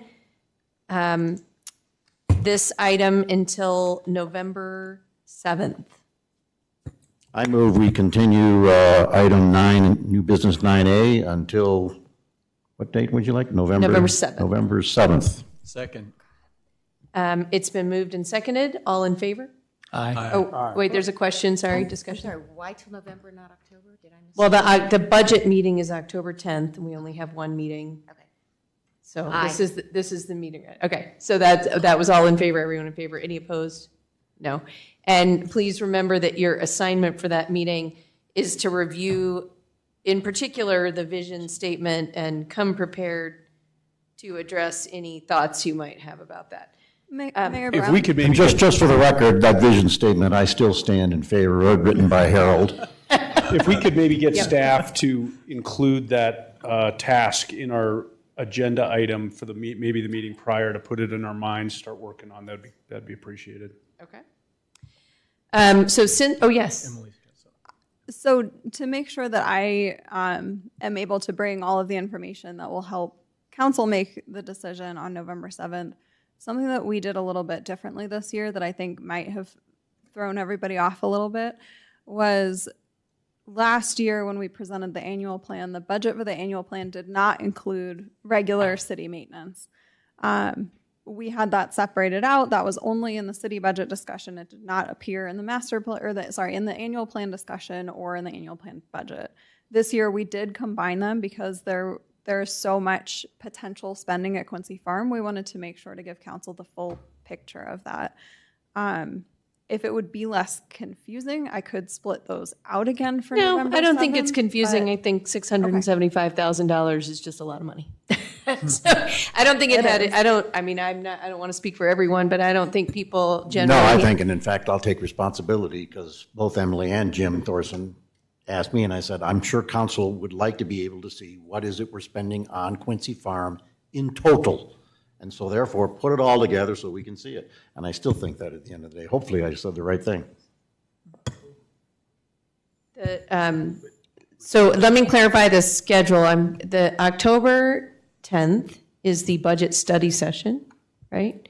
And then the first reading of the budget is second meeting in November? And then the third is, so it is the first reading of the budget is on November 7th. Okay, Yes, it was moved because of Thanksgiving week. right, okay.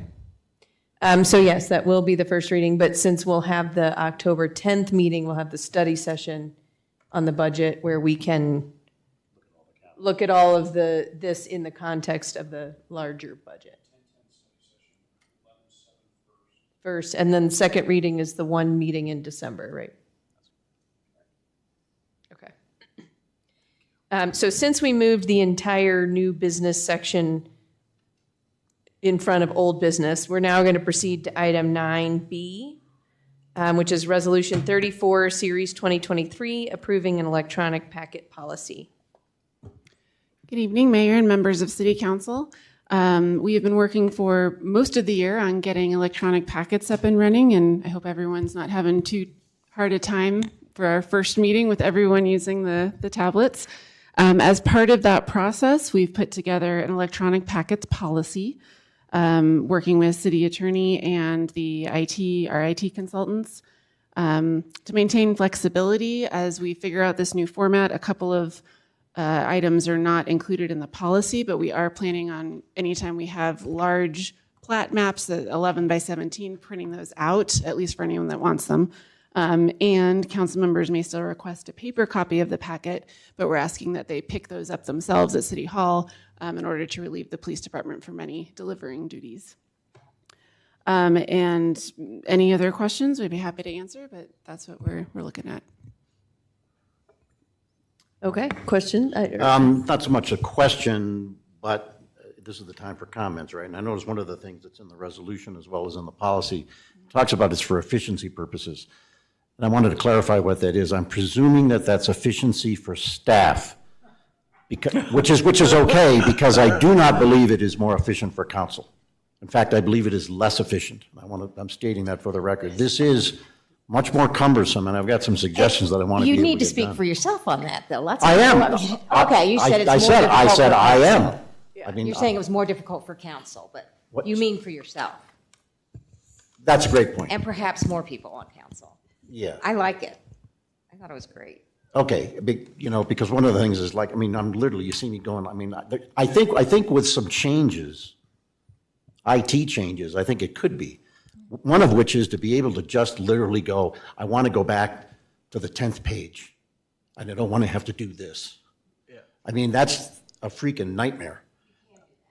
Okay, well then I just need to be taught how to do it. And I know there's this,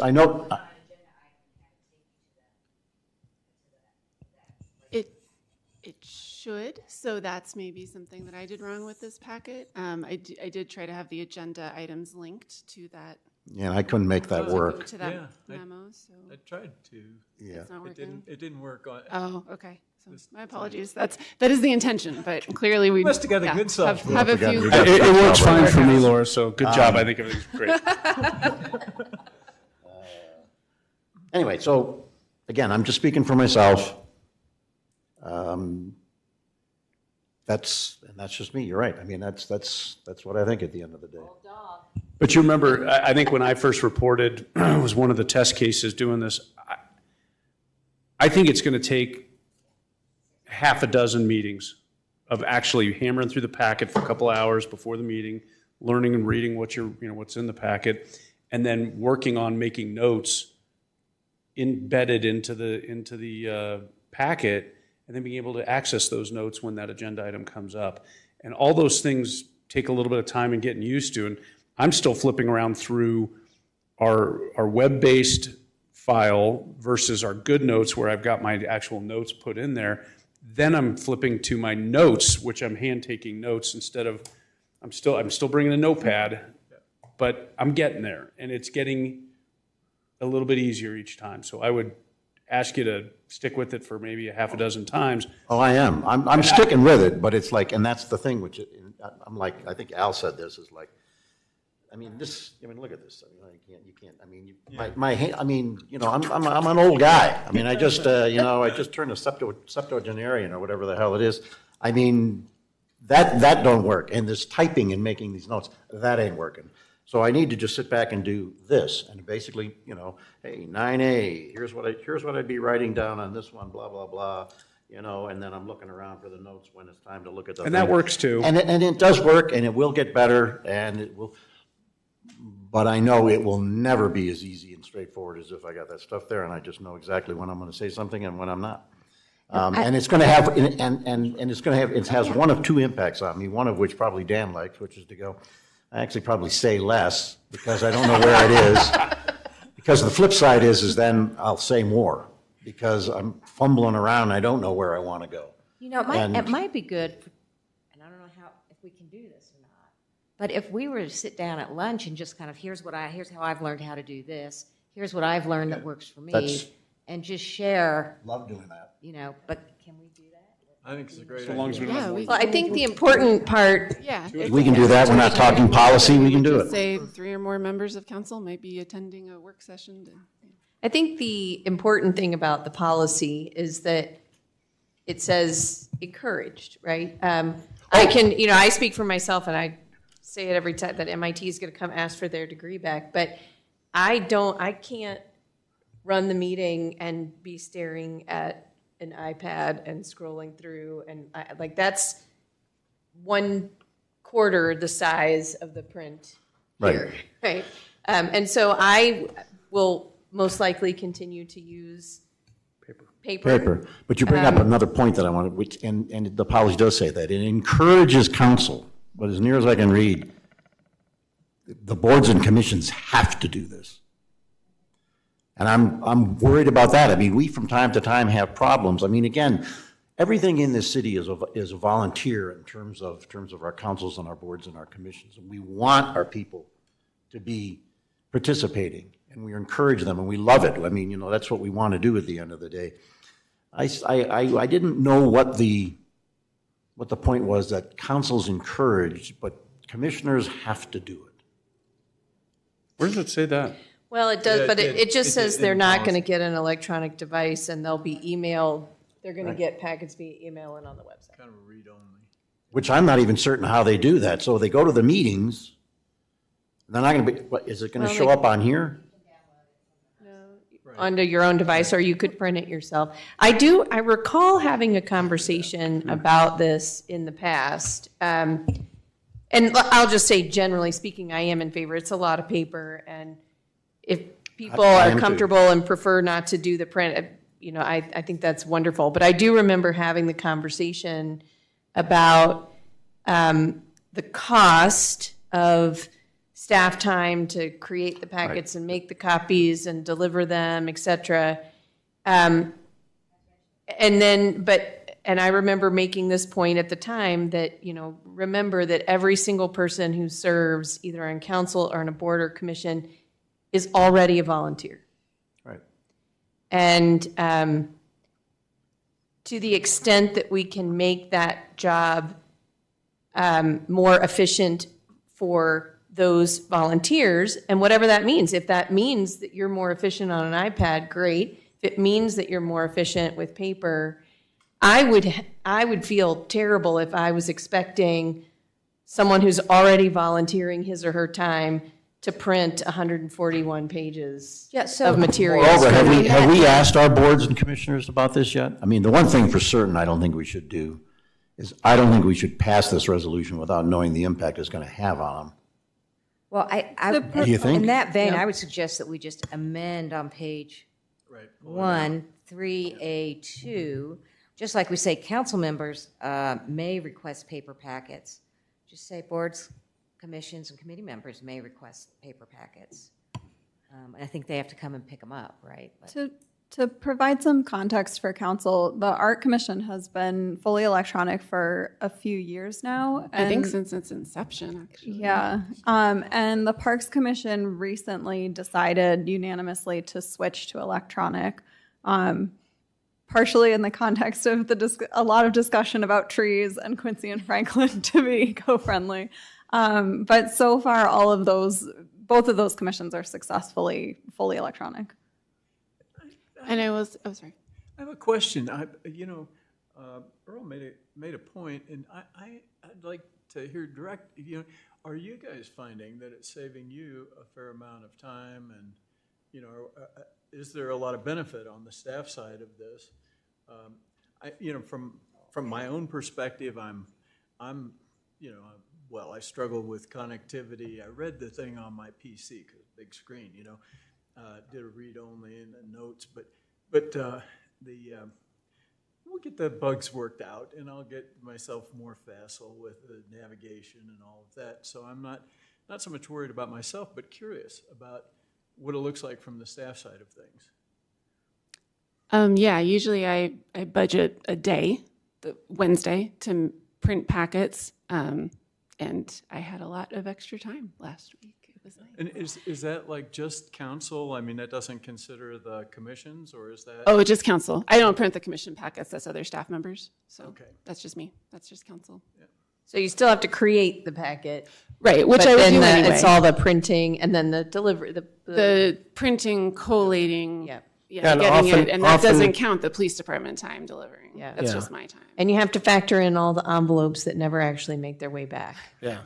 Well, and often it's more than just Laura. If we have a 400-page packet or whatever, it can be a number of clerks in a line for most of a day collating. Yes, we've done that before. And I'm all for making it efficient for staff, whatever Yeah. we can do to take the load off. I mean, because we put load on. I mean, so whatever we can do to take it off, I am all in favor of it. But as you know, I'm a big believer in discussion, robust discussion on commissions, boards, councils, et cetera. Anything that pushes you away from that, my default is I'm against it. And that's, again, we get more facile, we get, whatever the words are, better, blah, blah, blah. Great. I I'm looking forward to sitting down with Susan and getting So what are we doing about P and Z? BOA is probably not an issue because they haven't met in years. So I it guess, seems like. P and Z seems to be the one that's. What is the protocol typically for P and Z? Do they get a paper packet? Yes. Historically? They haven't met since all this kind of started, but yeah, talking to Paul, he was concerned about some of his.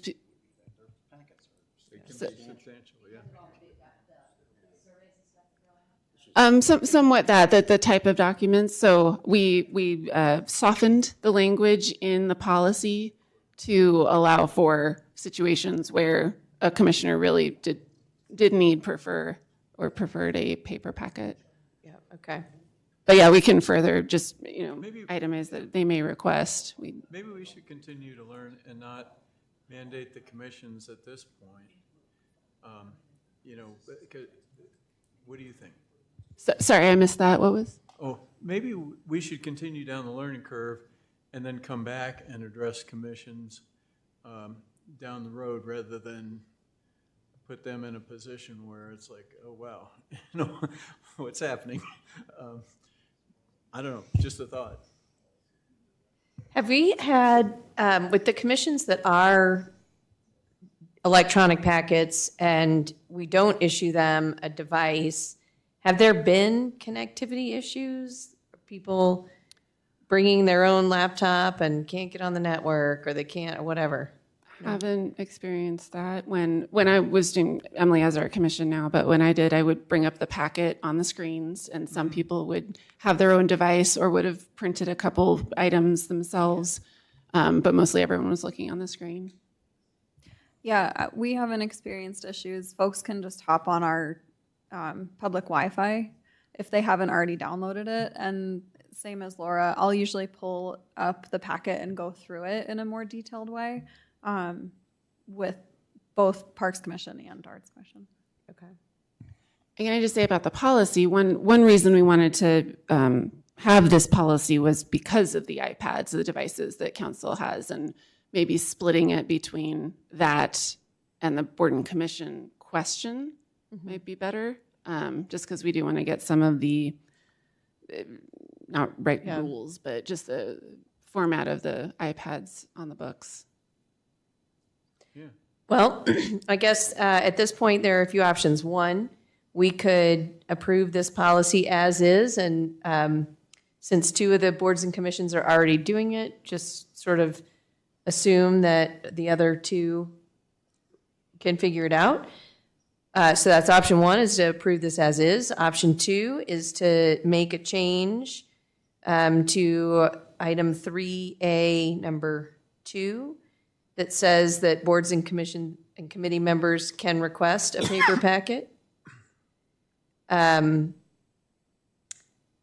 I guess it might be a little bit harder, but option 3 would be to eliminate any reference to boards or commissions from this and only pass it in relation to council right now. It sounds like the boards and commissions are managing it so far. I don't see a reason to take it out, but I would say that we should include that they can ask for a paper copy. That's what I would propose. Is that kind of where we're landing? Okay. Is then- there any importance of having this approved tonight? If we delayed it for 2 weeks and staff reached out to P&Z and possibly the chair of the BOA or something, but asked how would they be okay switching over now the council switched over PTRC and Arts Commission? What's that grin? I guess- BOA probably forgotten how to do it. Well, they had a training meeting, right? They're They have it going on to. Thursday. I'll be there. Yeah. They have, but I would suggest that you kind of take them individually, and I think that's what you would do, because good comment that Earl and Rob were making. The BOAA has a lot of drawings, so a lot of the long sheets in there. Their packet may be materially different than and I know you said, well, you'll print the long stuff, so, but it's like 2 or 3, pages of narrative, and then a lot of long pages. So. I think for that reason, and there are times when things like that come up for every board and commission. And so I guess I would generally be in favor of what Susan suggested of adding that council members can request a packet. If generally the Parks and Rec Commission, has just memos, but all of a sudden, now we're going to redo a park and there's big architectural drawings, somebody can say, you know what, I don't want to look at that on my iPad, I'd rather look at it. Because we do want them to look at those things carefully, particularly planning and zoning and BOAA when you're talking about lot lines and setbacks. And so I think that is convincing me that 90% of the time we probably can do this, but on the 10% of times when it really would be helpful to have a paper packet, we probably should allow that by request.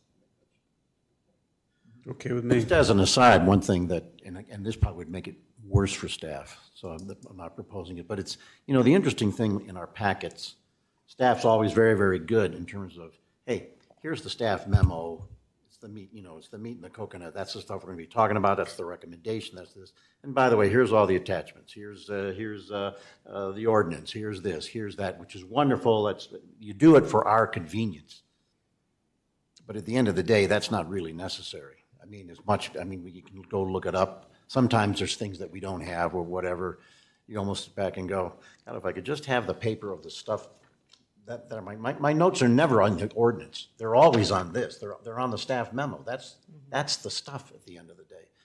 But that would probably make it more difficult, which is, hey, I'm going to load up the attachments. You're making Laura's head explode. Yeah, exactly. So, but I'm just saying, for me, that is the thing there at the end of the day. The attachments are the stuff where it's like, I don't have that's great. I can read that right on there. I never make any notes. That's never anything. It's always in the staff memos is where the stuff comes in. So anyway, like I said, I'm not proposing anything. I'm just saying from my own perspective, that's the stuff where I like the paper. So I would entertain a motion then to approve this policy with a change to item 3A2. Anyone? And the change. That said, adding a sentence that says, any board, commission, and committee members, board, commission, and committee members are encouraged to use electronic devices but may request paper packets. Electronic devices. Oh, yes, I guess that's what it would say. I was just reading from the Understood. bullet above it. So, yes. Laura, did you get that motion from the mayor? Proposed motion from the mayor? Because if so, I'll make it. Yep, got it. Okay. All right, I move to. It's been moved by Councilor Sheldon. Second, anybody? That's it. Okay, it's been moved and seconded. All in favor? Aye. Any opposed? Okay, and then moving on to item 9C, Planning and Zoning Commission member terms.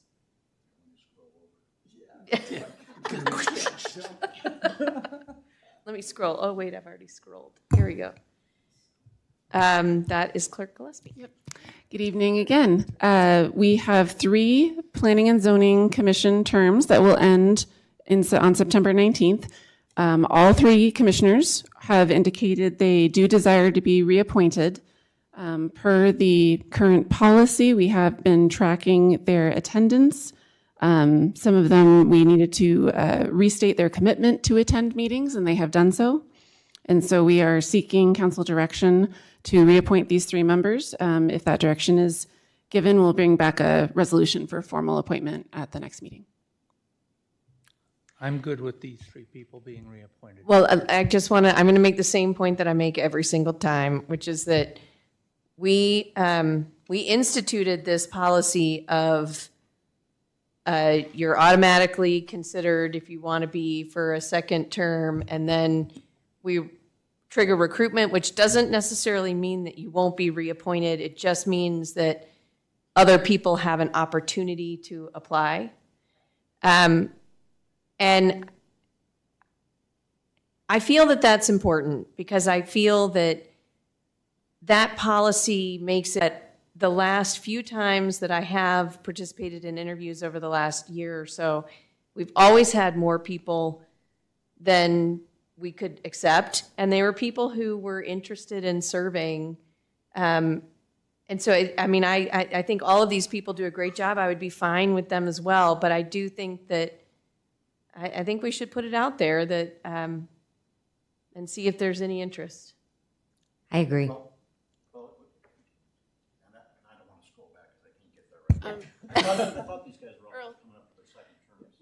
No, they're completing their second terms, all of them. They're all completing their second terms. Yes. My only comment is that, Mayor, I think the question is, I'm looking at the policy now, and it says reappointment of incumbent members, and then it's got 3 criteria that we would consider reappointment of incumbents. And it's, doesn't say anything about going out and seeking. No, it does. It does. Second paragraph. And you're reading, what you're reading is referring to the It says at first the time. discretion, we can go out and ask. But what you're reading is in response to the first time. First term, and The I city understand. recognizes the value of allowing members to serve for more than one term. Right. So what this is basically saying is, the city council will consider reappointment of incumbent members based upon the following criteria. What it's basically saying is if somebody's not showing up at all, Right. then they're not going to even get a second term. Right. But generally, but other than that, the policy was, and just going out for recruitment doesn't mean that they won't be reappointed either. It just means we're going to publish something in the crier to say that there are openings coming up and see if there's anybody who's interested. You're right. It does say at city council's discretion, other candidates can be considered. But well- I think I think the mayor brings up a good point that we want to encourage more people to have an opportunity to volunteer and become involved in city government, because frankly, that's where, a lot of these positions that we're sitting on come Absolutely. from too. But what about this? What about, we're going to do that, and we'll do it next time then, and we're going to tell everybody, we're going to get that out there, and we're going to say, hey, we tell our commissioners now, because to a certain extent, these people have all basically said to a request, I want to be re-upped. And we're going to go, yeah, you got think you to say the apply. policy is And we're gonna I consider feel you. bad about that. Well, I know, but that's why we have the policy. That's what you just say, the policy. No. That was why, but this is exactly why we did this, so that we don't end up where we say, you know what, you've just been on too long. This says, at the city council's discretion, after a member has served 2 terms, a recruitment process will follow, and the incumbent member will be considered for another term, along with any new applicants if they wish to continue serving. I think the problem is that we keep Okay. not doing this because All right. interviewing people takes time, and they're good candidates, and we'd like to see them continue. And but the more we don't do this, the No, I more agree. that when we do it, I agree. Hopefully, it's not because we don't want to take the time, though. I don't think I've ever heard anybody on council say. nobody's ever said that. But I think Well, that's when you've got wrong. good candidates, I think people are like, That's well, right. I don't think it's because we don't want to take the time out of our day to interview half a Right. dozen new candidates.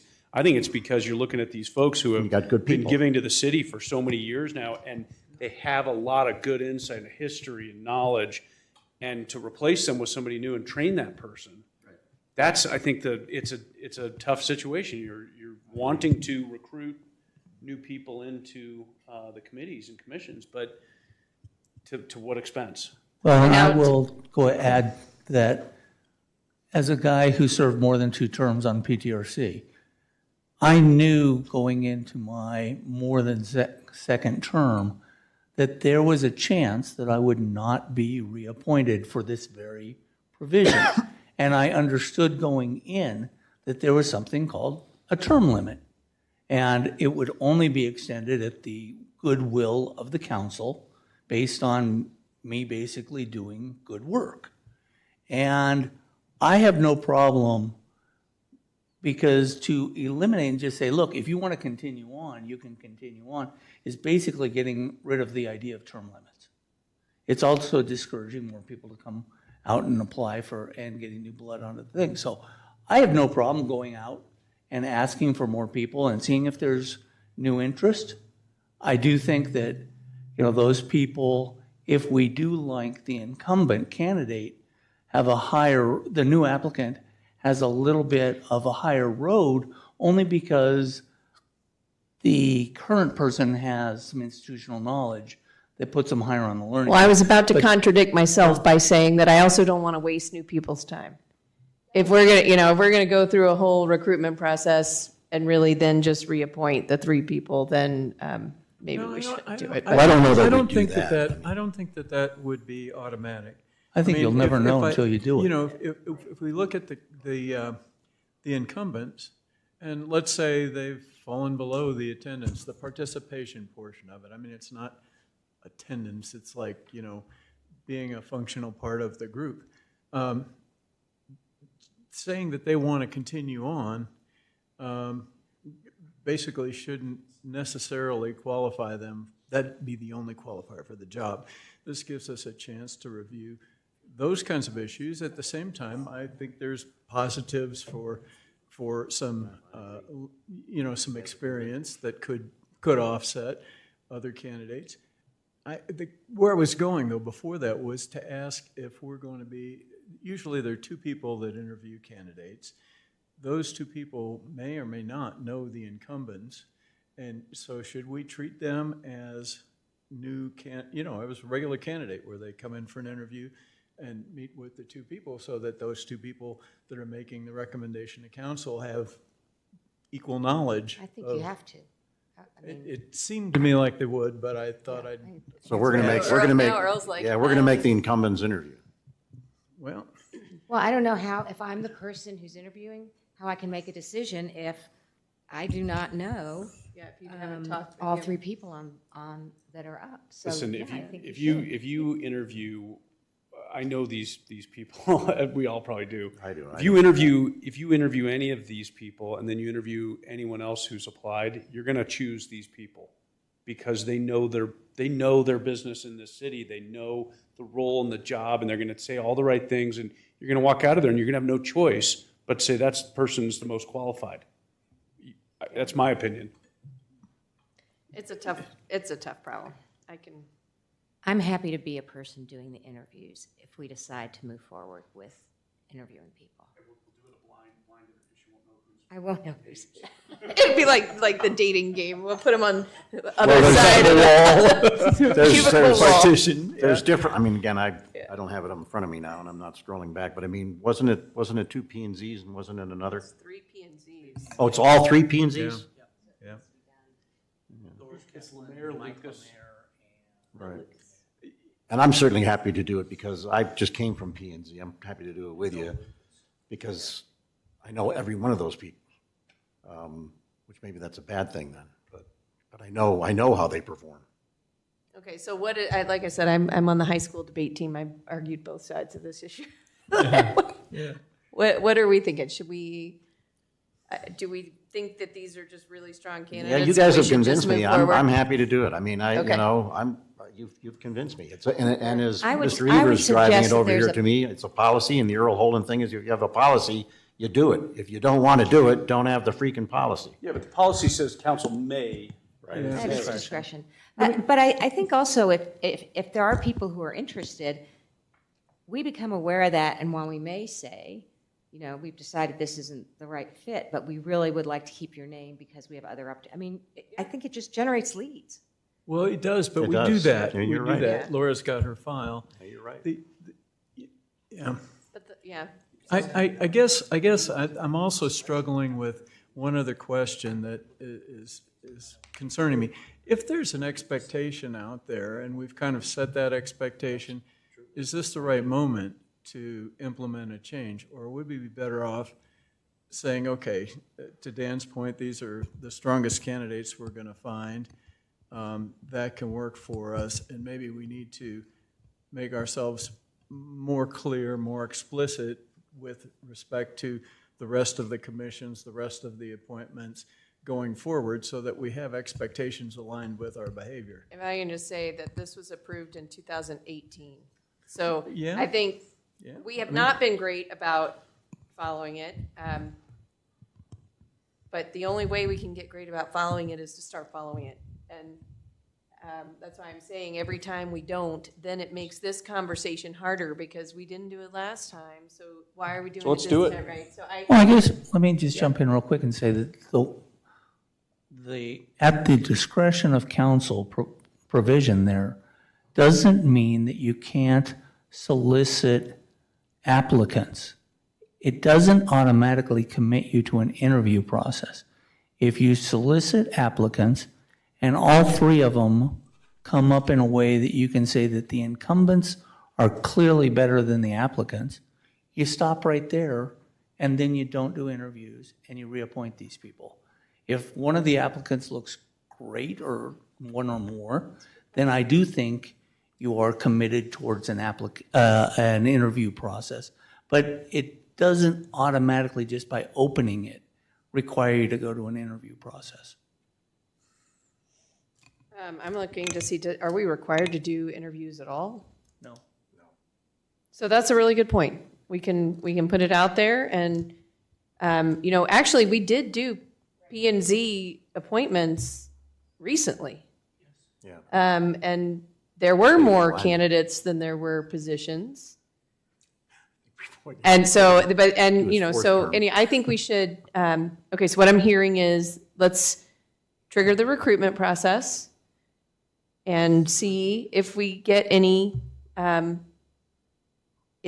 applicants other than these three. These three do not need to apply again. They've already effectively applied again by saying they're interested. And if we get any other applicants, then we can decide whether we need to conduct interviews in order to make the decision or not. From a And- logistics standpoint, their terms end on September 19th. Of this year? So we're a little late getting this to Okay. you because of some meeting This issues, should have been but yes, P&Z is not having an October meeting. We've already Okay. established that. Council is meeting on their night.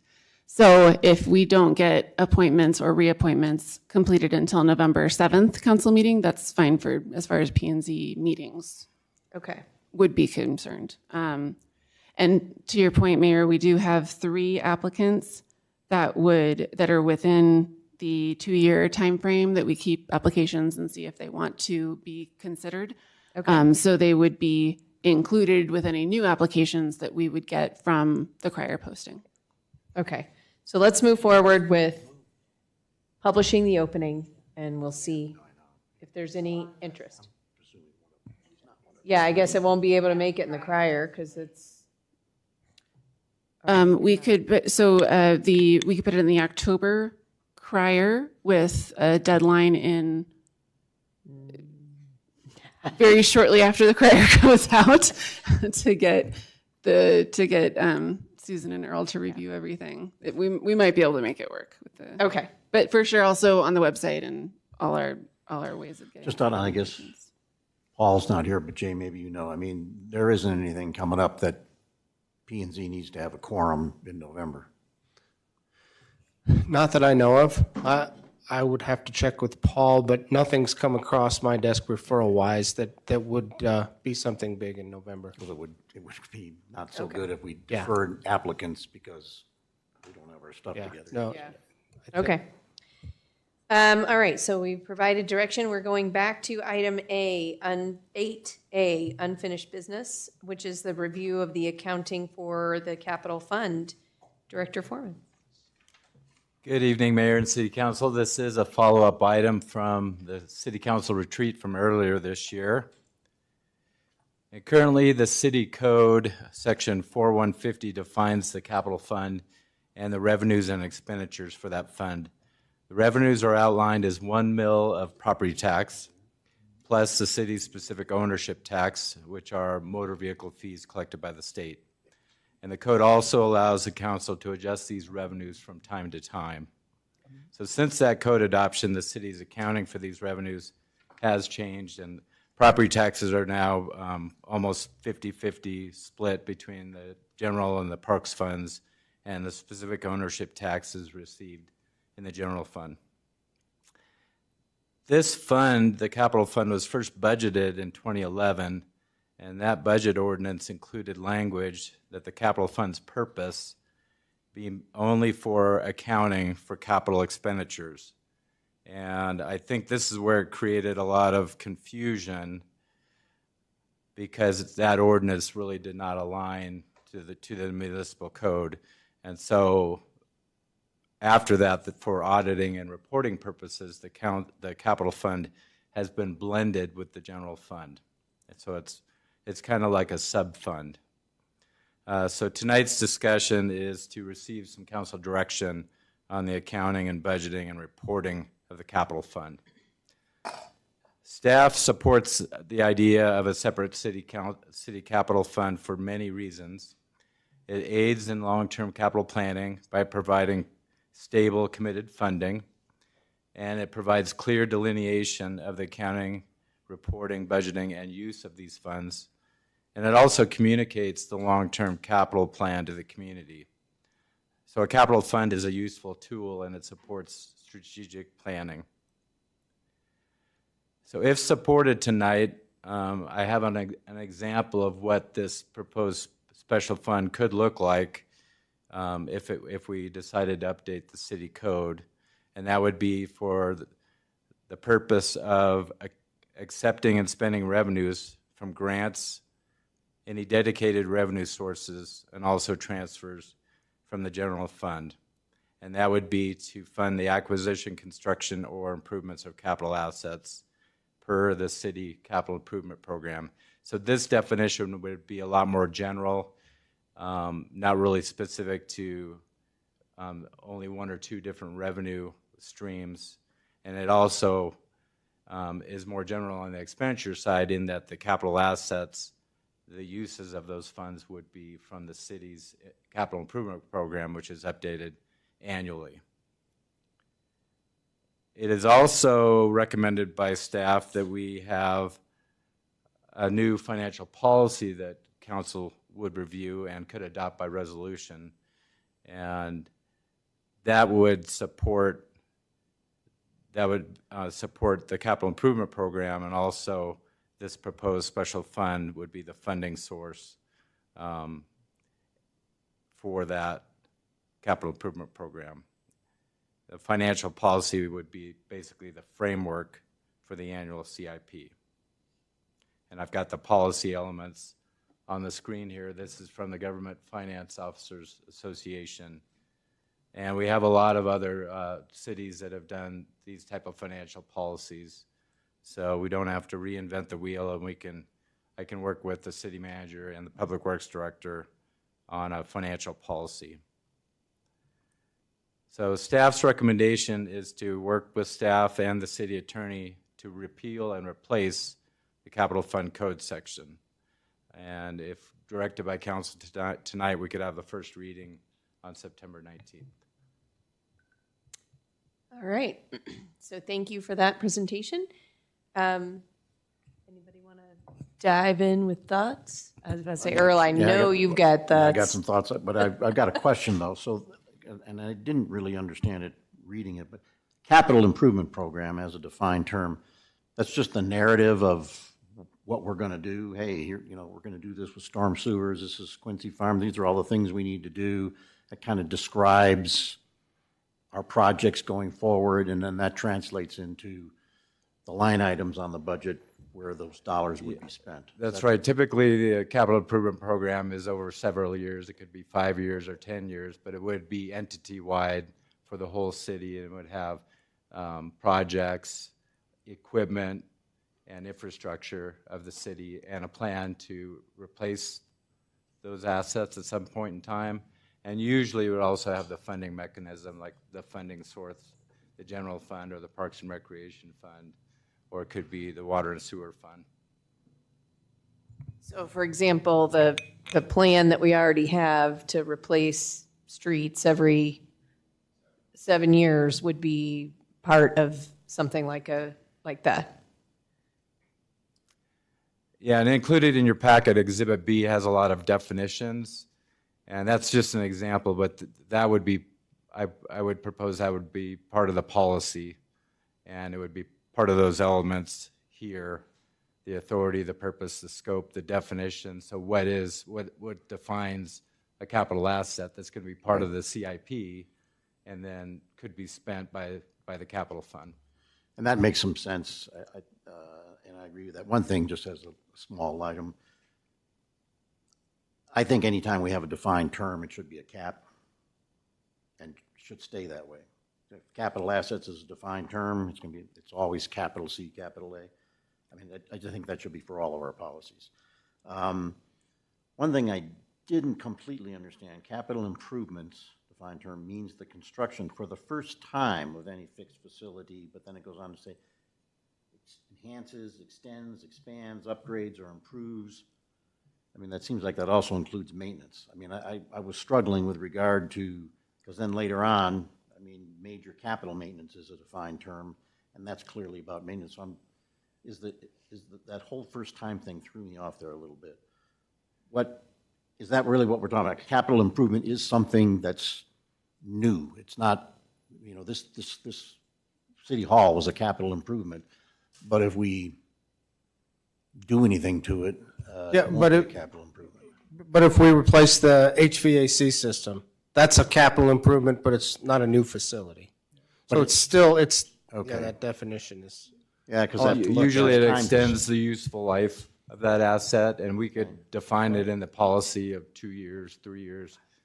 Yeah, that might be it. And major maintenance could be defined, if that's what you're trying to get at. The other, well, just making sure that we always know what it means. I mean, sometimes when we have these words and they seem a bit ambiguous, and then, you know, next councils are down the road, and then they're like, what did they mean by that? I mean, so like I say, I was a little confused by it, so I'm raising it. I mean, maybe nobody else is.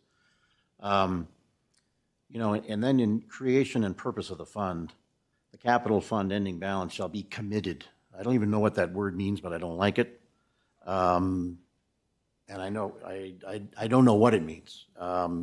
Why does it need to be? Why does that need to be in there at all? I mean, we've already said, and I agree with this, what funds have to be used for capital projects? And evidently, it's the Arapahoe County Road and Bridge Fund and the Highway Users Fund. So I agree with that. That goes in the capital fund because it has to be used for those things, right? Anything else is going to come from the general fund or the parks fund, or maybe if there's something else, but it's going to come. That'll be the funding source from there. And we've said funds can always go back from the capital fund to the general fund. I think that's an important thing too.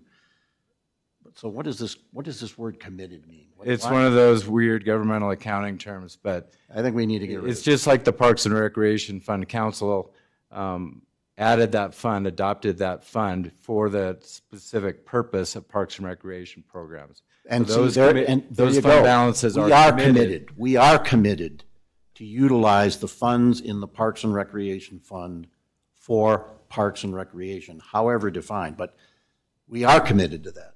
I mean, so that word actually means exactly what I think it means. So on the city's financial reports that are audited, those fund balances for parks are committed. Right. Because council is specifically, you've adopted a resolution or ordinance to commit those funds. Right. So this would be similar. I think Bill's point and my point is the same, and probably Randy's too, is that okay. We already have challenges with money being committed in areas where we have too much in one area because it's already committed and not enough in other. I will not support anything that puts commitments on general funds that aren't already there, because we need the flexibility to use that money where we need it. That's our parks fund is going to be ginormous, and our general fund is going to be small because we've got so much committed money already. I don't want to add any more commitments. Right. And we want to be the able only to way take it that I back. can support a policy like this is that we can move it in as we feel, and we can move it back out if we decide not to use it, or we save money, or. And I think we Which could you add say in here. explicit language. Yeah, Yeah. you say that in there, I mean, which is good. And the other thing, and by the way, I think this is, I mean, I'm in favor of this. I said, you know, I could go either way, but it's fine to have a capital fund, best practices, to do exactly what you talked about, purpose of accepting and spending revenues and accounting for those, et cetera. That really makes a lot of sense. Makes a lot of sense to put in the bridge fund and the highway users fund. And then the other funding will come from the general fund or the parks fund or wherever it comes at the time council decides to fund it. And I really do think, I think we need to get away from this surpluses are automatically transferred in. Council transfers in as a conscious effort each time that we need to do it. That I feel pretty strongly about, and that's what we need to do. So the general fund is going to start to grow, and the capital fund is going to start to shrink. In fact, I can even make a case to say take the capital funds back, but that probably wigs everybody out. So go ahead and leave it in there because we know we've got a lot to do, and it's going to start to come down, and at some point we're going to go, hey, we need to transfer some dough over from the general fund or from the parks fund. And obviously the parks fund does transfer because every time something is done out of the capital fund for parks, there's no money in there from the parks. They transfer it at that time. Exactly, yeah. And so we'd keep doing that, and so there'd be some money. But at some point, we would be transferring money from the general fund in there, but it's just not going to be automatic and won't be every year. And that's what we're trying to do, is allow council that flexibility. But I think I can work with the city attorney on that language to explicitly say that, you know, general fund transfers are unrestricted and they can be moved back to the general fund. Yep. And I would agree with that, and I agree that I don't think by default any surpluses should move into the capital fund. I think that we should put money into the capital fund as we need it, and that we should allow the general fund to grow. I think that not only does that just make more sense to me, I think it avoids any perception that we're misusing funds, that, Right. you know, because people don't remember how they got in there. And so if we, even though it might say all over the policy that we can move them back, I think that we don't want to make a habit of doing that. And I think that it paints a more accurate picture for all of us and our community of the financial health of our organization. And I think to that extent, when we do this, not if, but when we do this, obviously it'll be done by resolution, I guess, or it'll be done by something. And that in that something, in the whereases clause, we actually talk about that and we describe it very succinctly, which is to go, hey, these funds are going to go in there and they are not going to be enough. We know that we are going to be funding it from the general fund or from the parks fund going forward, so that anybody in the future looks at it won't be sitting there going, oh my God, the capital fund's going broke. No, it's very clearly, we knew exactly what we're doing, and there's going to be transfers going as we go, and it'll explain that as part one of the recitals, so that everybody knows what's going on, right? So what I hear you saying, Katie, is that we won't be doing what we've been doing in the past, which is putting whatever remains at the end of the year into the capital. That is what I would prefer. Yeah. I just think, I don't really know why would you, right? I mean, that's like that much right now. moving everything to an account that's supposed to be used for a certain purpose.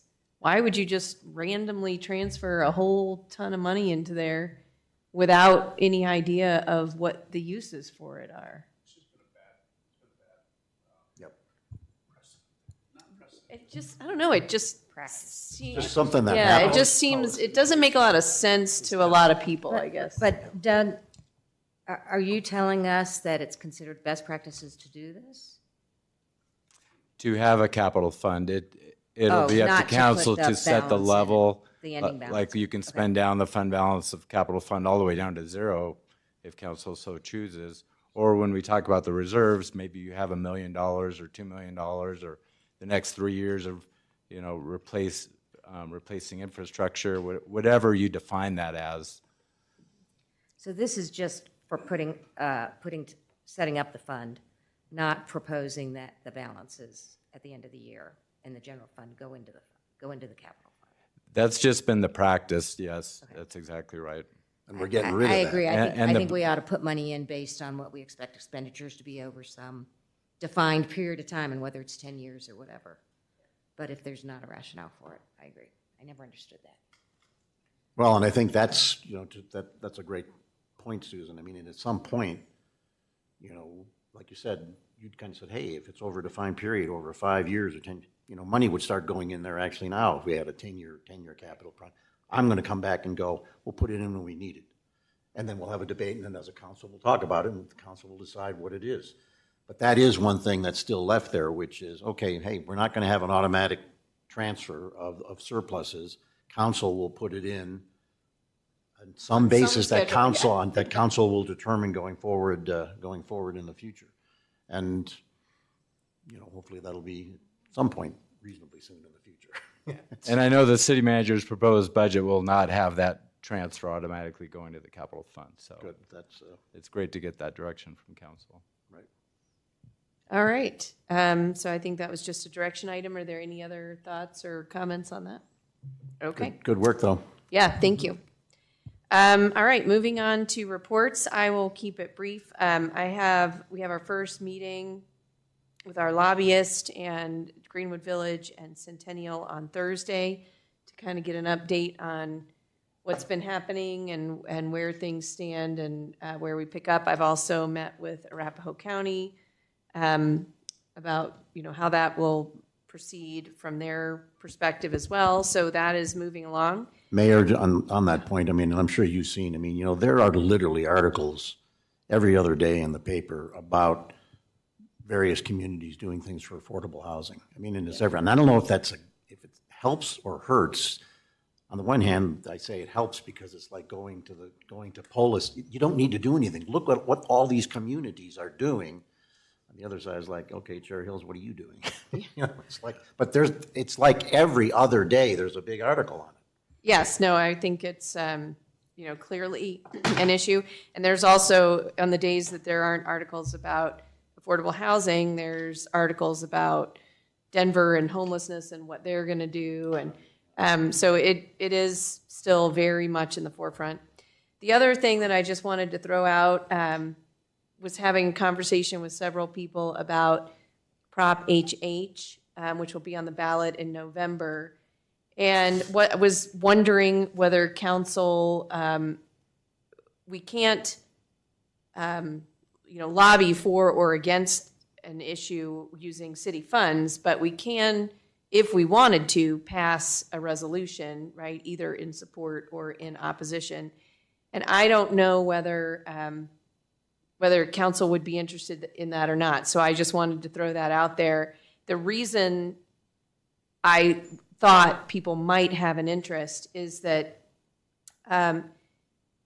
it's basically, the premise is basically giving up your Tabor refund, which is an income tax refund that goes to the state, in exchange for reducing property taxes, which fund local governments, school districts, special districts, et cetera. And so that is the only reason I thought city council might have an interest at some point in taking a stance on the issue. Well, it's also one other thing, and it's also a way to get around Tabor for the state and basically to have more revenues going forward on a regular basis. And Tabor is a constitutional amendment. Yes, but those are things that I think individuals can take into account. Yeah, they can, but what I'm saying is that's part of our argument, which is to go back on the affordable housing thing, going, this is in the Constitution. Stop trying to legislate around it. It's the same concept, in my view. I think I need to just interject here. Okay. I think the mayor has thrown out something for possible future consideration that's within council's authority, and I think you can talk about that when the time comes. Right? Okay. Thank you. And I would add only with the comment that I think our city attorney was basically saying we can't discuss it anymore. Yeah. So anyway, that was the point was be thinking as to whether or not as the city council, you would like to take a stance, any stance on that issue. You know, I worry personally that I've gotten shards of information. Maybe I need to get myself informed and actually, read the proposition, because it's, you don't get it all in the little ballot blurb. And So I would encourage you all to do that and decide whether or not you think the city of Cherry Hills Village should take a position. And I think I'll just leave it at that. The CML zone meeting is tomorrow. I'm planning on attending. I don't know if anybody else is planning on attending. yeah, Okay. yeah, and Jim is as well. Okay. Once he gets back. All right. We'll start with Rob this time. A few issues, hopefully all individually short. Wanted to take a minute and eulogize a couple people in my district, both family members, in fact, of each other. On July 20th, just a little over a month ago, Heidi Hamill lost her long and courageous battle with brain cancer. She lived up in the area just north of Mansfield, just west of Dahlia. She was a longtime resident in the village. She served on PTRC, and in fact, I am told was the designer of the village logo that we see on our screens here.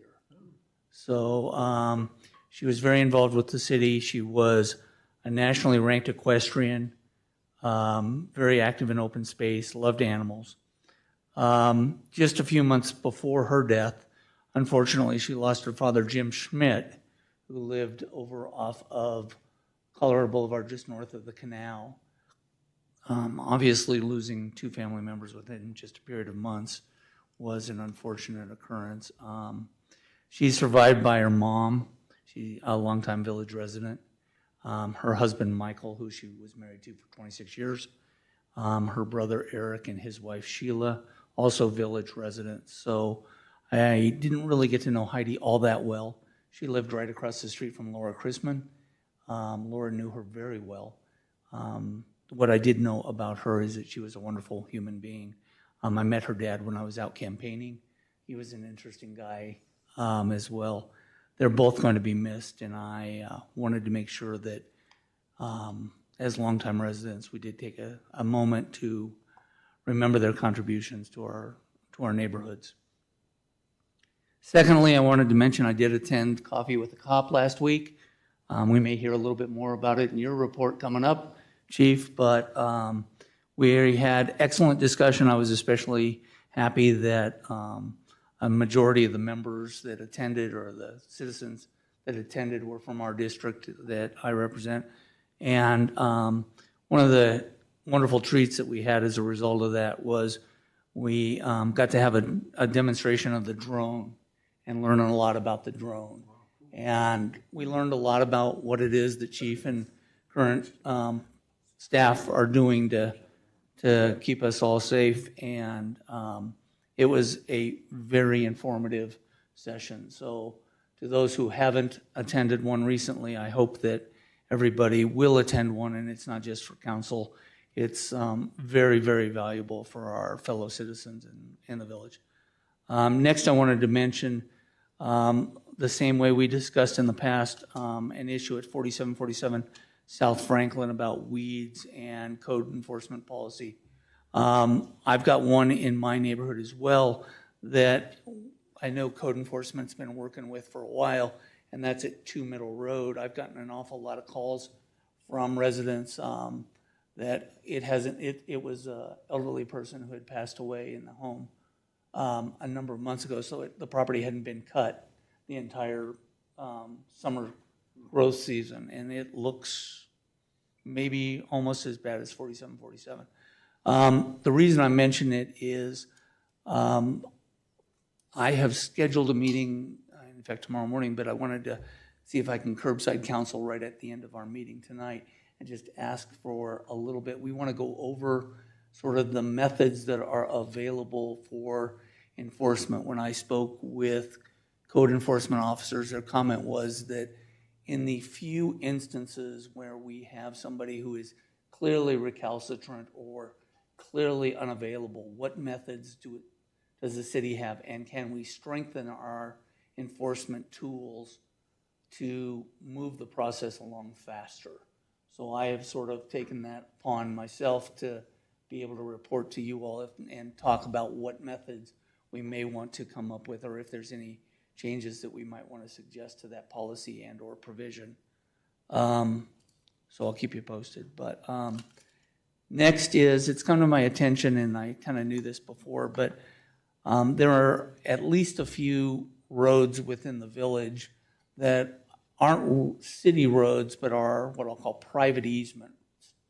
And believe it or not, they actually have numbers and U.S. mail addresses that correspond to the never formally given road, whereas they're really off of, in this case, what I'm talking about is just off of Cherry Lane. There's something called Cherry Blossom Road, I think it's called. Next, and it's a private deeded, but never formally dedicated road. It's private easement, is my understanding. And it has 1, 2, and 3 Cherry Blossom Road addresses, according to the U.S. Post Office. But it seems to me like those should have Cherry Lane Drive addresses, because they're not on official maps, I don't think. And, if other people know of I know there's one somewhere over by the Village Club, that if you go south on Dahlia and then to the west, it's a private road as well, and I don't know exactly what that one is named. But there are a few that seem like they don't fit within the zoning and numbering code of what it should be within Cherry Hills Village. So I thought maybe I'd raise that as something that we all might want to consider, whether or not what we do. I'm not saying that we stop private easements for access, because I have no problem with that. What I have a problem with, or think I have a problem with, is the idea that they get their own officially recognized road. So I may report back to you in the future about that with a little bit more, but a number of people come to me about why these exist, and let alone that they get their own numbers. Next, real quick, is there is a new construction home in our neighborhood that I know Jim Thorson has written to us in our Friday notices that has a drainage issue. I would tell you that from what I can tell, the new owner and construction person is doing about everything wrong on how to make friends with your new neighbors, based on what I understand to be going on with the resolution of the stormwater issues with this property. And I think it brings up some issues about our city authorities over stormwater management. And I will report back again a little bit about what I think I am learning. And Jay, you are on it already through and through, but I think it brings up some question about what city authorities we have over stormwater management, and when somebody builds something and impacts their neighbors. Do we have any authority? I thought that was the district. Well, it depends. Okay. We have an MS4, but we also have a zoning process that approves and the design and all of those different steps. So. And I can just add that if there's private impacts amongst private parties, we don't get involved in private disputes, but there are legal mechanisms that private parties can pursue as well. Well, and where I'm going on that is some of that stormwater, though, where I think we have a duty to see that stormwater is conveyed from one ditch to another city ditch as part of that. And to the extent that that stormwater is part of a building permit, I think that we have some authority to not necessarily take sides in an issue, and those are private property, whether there's a trespass. But I do think that that's where I want to understand what authorities we have to make sure that water is conveyed from A to B safely under our stormwater authority, to what extent we have it. Finally, I'd be remiss if I didn't mention that next week is the Jewish holiday of Rosh Hashanah, and followed immediately after by Yom Kippur, the two most significant days in the Jewish holidays and calendar. And to everybody who celebrates those, I want to wish a wonderful Yom Tov and an easy fast. Thank you. Counselor Holland. Not much to report. First of all, I apologize. I won't be at the CML thing tomorrow because I've got a conflicting board meeting, but thanks to whatever the name of the new firm is with the new partner on there for sponsoring it. Thanks for doing all of that. The only thing that just as general information, and at some point, Chief, I'll probably be wanting to come and talk with you once more goes along, but there is Vista Road, Village, Tamarack, Fox Hill, Meadow, Lynn, Random. There's a process going on to talk with private security guards to talk about and get information about what that would take and what that would look like, et cetera.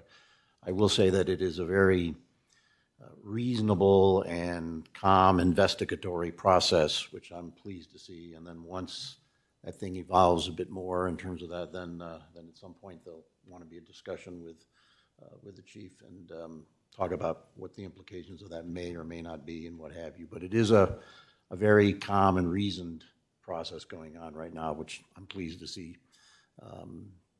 Is there any official relationship between, like, are you the same subdivision or just as a There's group? none of those. Those are all, none of Just those have right, HOAs. okay. They're just adjacent roads. Yeah, There was also, there was discussion about saying, well, Random, why not Mead? And I'm going, my guess is that the people on Mead, being right next to the police department, don't have a lot of concerns, but maybe they do. Who knows?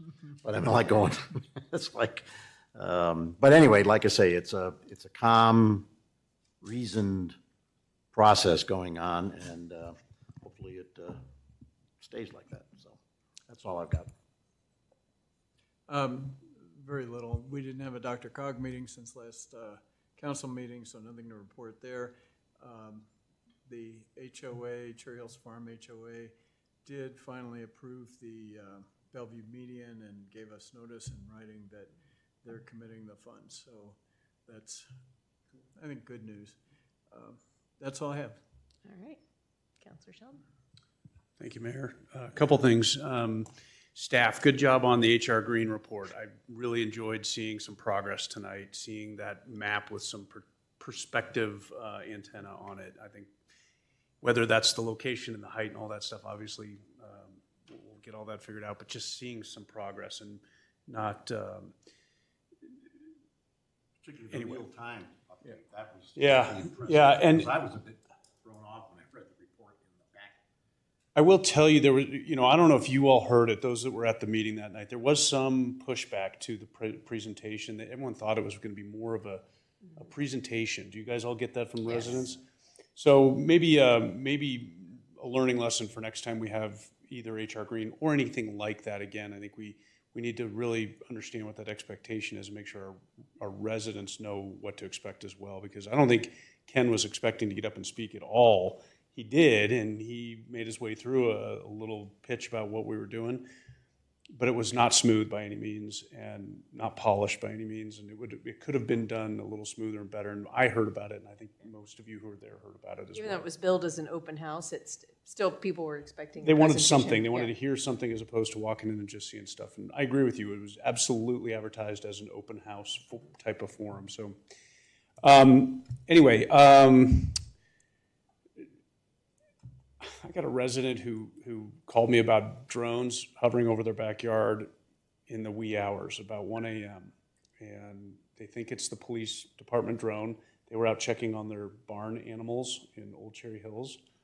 And they have no way of knowing whose drone it was, but who else would it really likely have been at that hour, especially if our drones are seeking heat and they saw barn animals and a person out there at 1 a.m. So interesting thought that I started going through about privacy and looking up and seeing, a buzzing set of rotors up there buzzing around with a green light on it or whatever, not too far up over your head while you're feeding your chickens.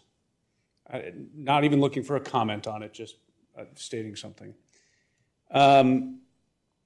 In mid-August, we had our Charlevoix HOA neighborhood block party. And the only reason I wouldn't normally point this out to council and take time out of your night, but I did want to tell you that it was needed. Our neighborhood needed a little shot in the arm after the crime spree that went rolling through a few weeks earlier. And it was great that we got Chief Lyons and his wife came out, and a couple of the other officers in uniform stopped by, and Captain Wells from South Metro Fire and Rescue came out with a fire truck and sprayed the kids, and it was really welcome. So thank you, Chief. We really appreciate you doing that. I would like, hopefully, to get an update for whatever you can give us an update on tonight on the crime spree and see if there's anything new on that. Charlou is about to, in the next week or so, probably have a ballot sent out that's going to have a few check boxes to vote on whether or not you want security measures, no security measures, whether it's overnight or full-time. Security guards, I guess is what I should be saying. So we're going through a lot of that same stuff. It sounds like we might be a skosh ahead of your community, Earl, but Charlou is working on that right now.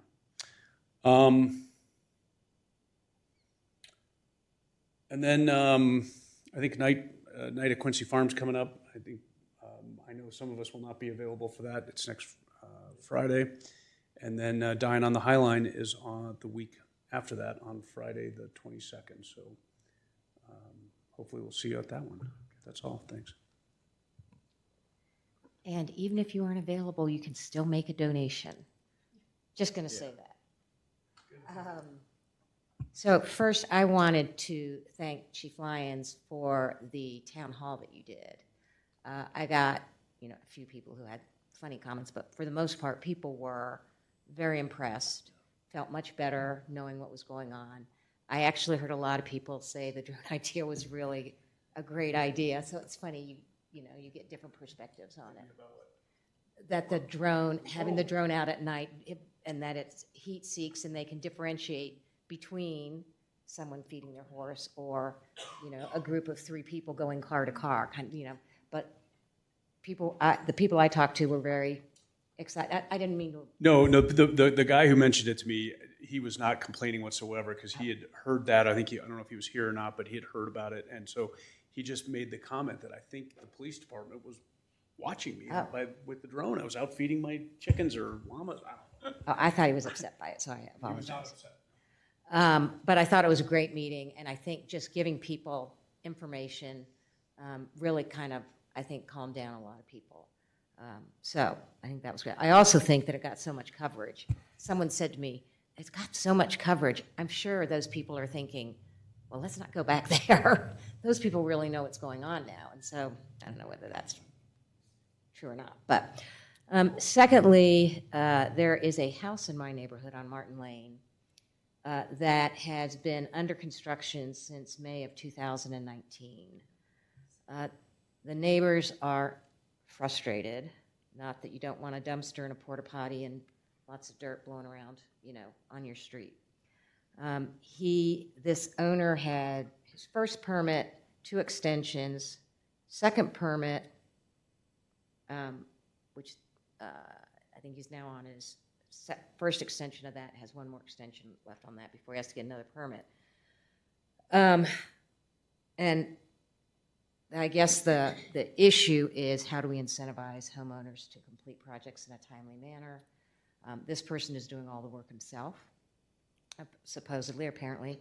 And Paul's not here, so and we are in discussions with Paul, but one of the things that came up was, I don't know that we are tracking when permits expire until somebody has an inspection, but perhaps if we're on top of things faster, your permit's expired, you have to pay another $3,500 or whatever it costs. Well, this guy's permit was expired for a year.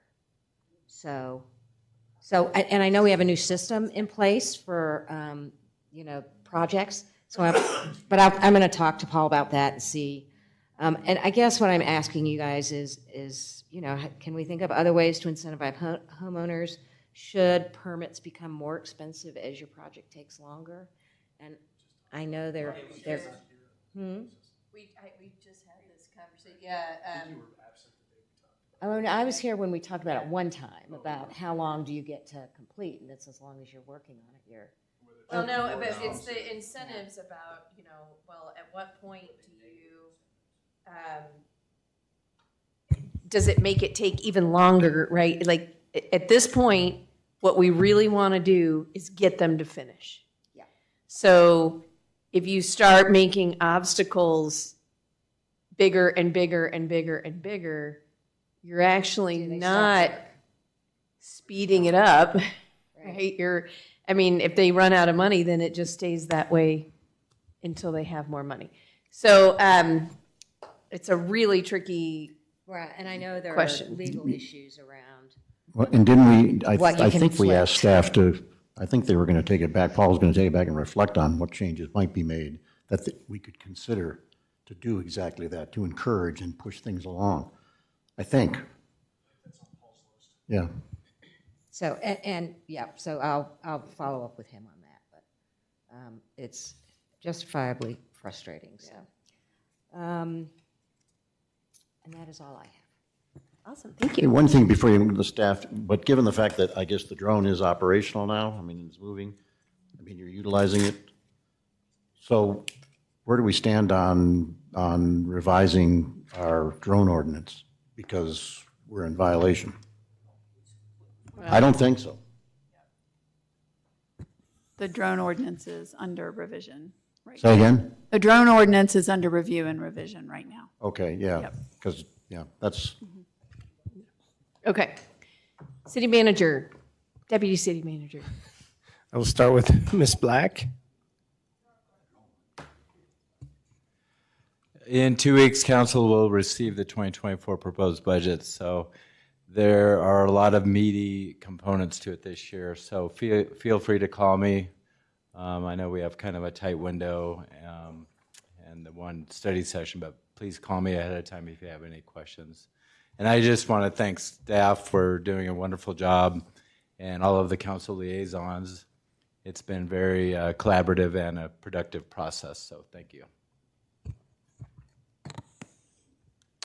Good evening. Just to kind of touch on a couple items that were mentioned. First, with the drone, as our legal counsel indicated, it's been a few months that they've been working diligently on reviewing that particular code, not so much related to an exemption for public safety, but really the entire code, and whether or not the city has the appropriate jurisdiction to dictate what flies in FAA's airspace. This is something I've battled before in previous organization. And to answer your specific question, we are doing it. There is an exemption in our current code for registration. And so there isn't a specific exemption for use one way or the other. And so I'm leaning on the side of public safety on this. And until we kind of get that revised and get it cleaned up, we are very diligent in its use and how we use it. To Council Member Sheldon's point, we actually have taken a couple drone calls, believe it or not, of novice use in the city.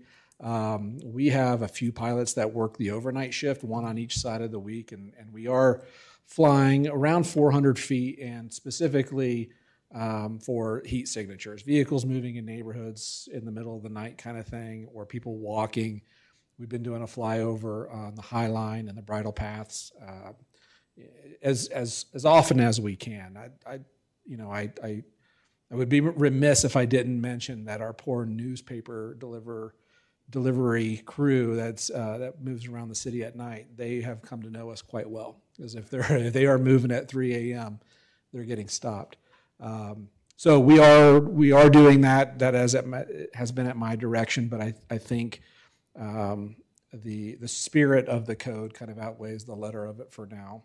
In terms of the crime spree, that's a great question. So I did have lunch today with the district attorney, and I'll share this, that the update is not robust, other than to say it is progressing in a very positive direction, particularly for law enforcement. I'll say that there have been some arrests made, not necessarily on our cases, but as part of this group that is known to law enforcement. Relation to our cases specifically, there's a lot of digital evidence that is coming in and that we've been waiting on, and production of records and those kinds of things. It is not your typical CSI kind of case where you get fingerprints and it pops up on a screen. This is much more complex. It's very digital in nature as a way to tie certain people to certain areas at certain times, and building our case collaboratively with the other law enforcement agencies. In conversations I've had today with those agencies, particularly the lead agency, the best description is positive progress is being made. I will say that, and knock on wood, there have been no cases in our city related to that group since the last spree. In fact, as far as I'm aware, there have been no incidents related to that group in any jurisdiction in the metro area. So it is quieted for now. And I am happy to say that with the renewed vigilance of people locking their doors, taking their keys inside, those kinds of things, since our spree, we have had almost no crime whatsoever in terms of burglaries or vehicle trespasses or auto thefts. So those kinds of things that we track, I almost am tentative to even say it out loud. But vigilance works, and you hate that it took this to kind of remind us that we're not immune from crime. But vigilance works, and so I'll continue to press upon our public that it goes a long way to lock those doors, turn your lights on, those kinds of things. And then lastly, I'll just communicate again on our public-facing platform that launched last week. We have about 300 subscribers to that system right now. Thank you. It serves two purposes. One is it's a standalone website. It's chvpd.com, which is a vanity URL that's new to us. Thank you. And in addition to a standalone website, it also acts as an interactive, bi-directional communication tool with the public. You'll see if you scroll down on our news feed, this is the first time we use this today. We're actually requesting information from the public and published a video. Interestingly enough, who knows what this is, but this is someone who is dressed as a security guard, is driving a vehicle that's marked as a security vehicle, but went to a residence that doesn't have security. And as far as I'm aware, and we've reached out to the permitted security companies that operate within our city, and none of them have indicated that anybody should have been in the area at any given time. It certainly could have been a mistake, wrong address kind of thing. But if you watch the video, it's alarming, and it should be, particularly to the homeowner, that somebody would come up in the middle of the night and check your front door to see if it's locked and then kind of drive away. So I use this to sort of illustrative to kind of indicate that this platform is designed to be bi-directional. And if someone has information, they could submit a tip that we can follow up on and determine whether this, is nefarious or otherwise. So anyway, I also recognize, and I'll close with this, that it's a bit benign. It's brand new. We weren't able to pull a lot of historical data over. So we're starting from scratch, and it will take some time for this to become more robust. At the beginning of next week, we'll be publishing a police blotter. If you remember that from back in the day, you'd see that in the newspaper. It's a digital police blotter as a way to just kind of, communicate on what is occurring in the city that may not hit the definition of a spree or a trend, but that you might want to know that's things that are occurring in your community or in your particular neighborhood. The next iteration of this, we are working through some interface issues with our records management system, but eventually there will be a crime map attached to this page as well that you can click on and filter and zoom in and out to see what's occurring in your specific neighborhood or even on your specific street, should you be so interested. So I'm very proud of this platform. It is the next step for us, but just, admittedly, I'll remind you that it's a work in progress. It's going to take some time for this to become a little bit more robust. So with that, I'll answer your questions. On that topic, I have a list of residents that most of whom live in my district, but some don't. But I'm going to go ahead and send out a notice to them because I sent them out a notice about the town hall. Just, this is here. You can log on. They can register, right? Yeah. and- Yeah, you just click because on people- there should be, the top right corner says following. When you click that, it basically says, do you want to be noticed by the Cherry Hills Village Police Department on things that are going on in the city? It's free. It'll generate an email with a link that you can click into and see what those updates are. There's also an app. The app is a work in progress also. It's an off-the-shelf product that we're working to customize a little bit, but it is there, and it does allow for mobile allowances for you to see these news feeds. If you were to go to the app, there's a button on there. However, it's kind of hidden. It says feed. You click the feed button once you follow the Cherry Hills Village Police Department, and that'll give you those same updates that you see on the bottom of this screen. Hey, Sorry, I had to log out, but if you go here without having signed up yet, you'll get this notification pop up, the blue, to sign up, like right away. That's the first thing you see. Chief, at one point, you and I were talking about ways to maybe get this out to the public, and one of the ideas that we talked about was possibly going and putting some signs out on the street somewhere. And I know you had an objection to people having a QR code as they're driving, going click, which I get that. But we also talked about possibly putting them at some intersections where there's stop signs or are parks or places where just we take the same signs that PTRC sticks out when we've got the car show or the movie night or whatever. Take a sign like that with a QR code that can be taken while not driving and click on it. I think we'd get a whole bunch of people who would be walking their dogs who would go click, and all of a sudden we'd have 100 a day rolling through. So yeah, and we are working on those. This particular vendor has promotional items that are already made up with our QR code. Okay. And we intend to publish those. Laura and I have communicated about putting this both in the Crier and the Villager. We had our Coffee with a Cop event, and on each table was the QR code for people to scan. So we really do want to push it out. The greatest force multiplier is going to be word of mouth. We've sent this to all the HOAs and asked them to put it in their newsletters, those kinds of things. We expect it's going to take a little time, but for a week, and we have 300 followers, feel pretty good about that. But there will be a concerted push over the next probably month or two to try to boost those numbers. We'd like over 1,000 subscribers. There's 2,000 homes in the city. If we could get 1,000 people that are following this, we feel pretty good about that. that's great. Congratulations. That's great. Thank you. A question, I don't want to interrupt, but you, okay.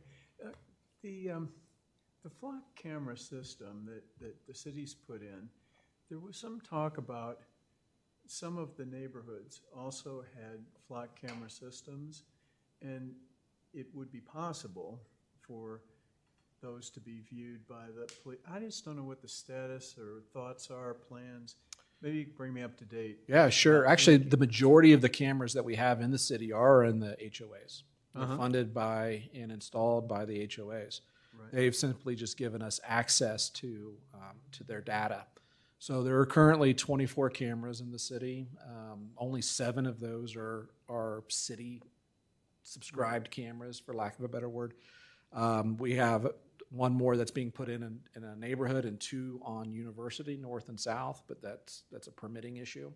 So we have committed to 10 cameras on an annual subscription basis.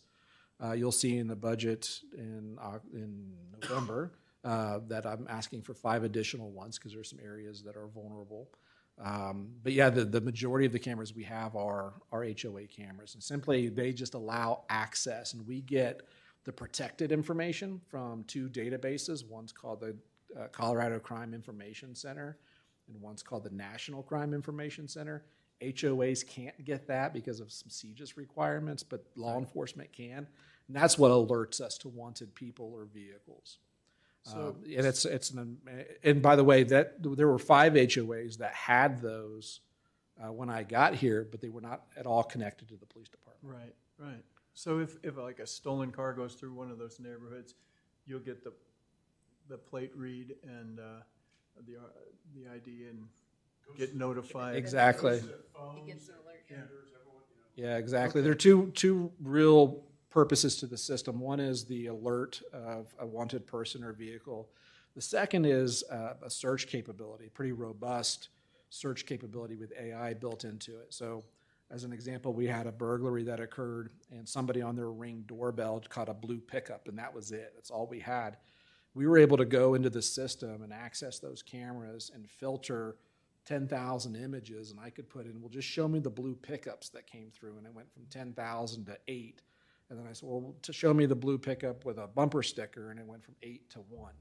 And there's our bad guy, right? So the system allows for that search capability, and it is audited. It only can be used for investigative purposes, kind of thing. But it has paid its dividends for sure. I mean, we get these notifications. I think I mentioned to council previously, about 150 hits a week on either wanted people or vehicles that pass through or pass by any of these cameras.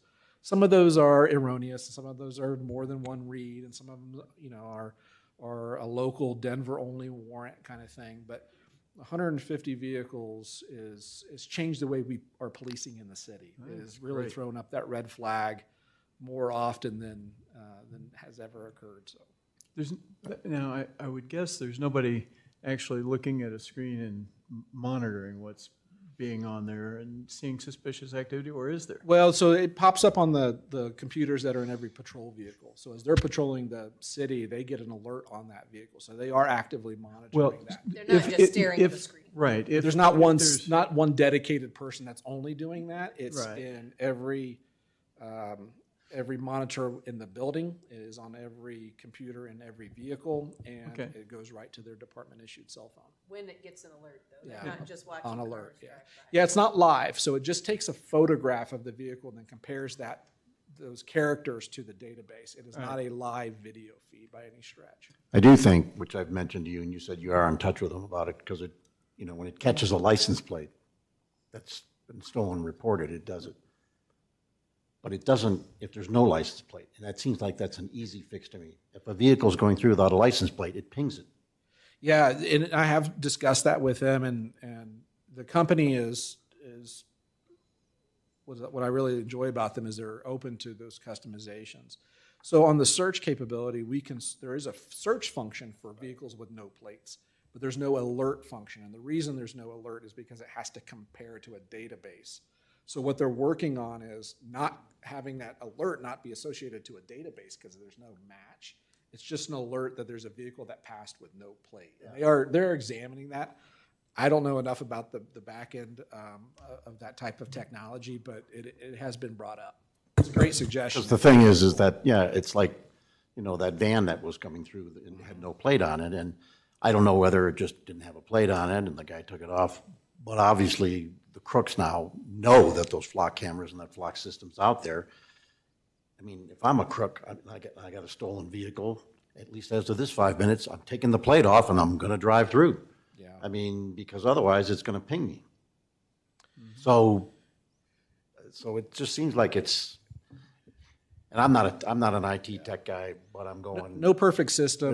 There's way more complicated coding things that go on than that. We'll You are a very sneaky person, though, so We'll take the first win is that they know we have cameras, and maybe they'll just go to a different place. All right, city clerk. Just to save the date, October 28th will be drug take-back and flu shot clinic.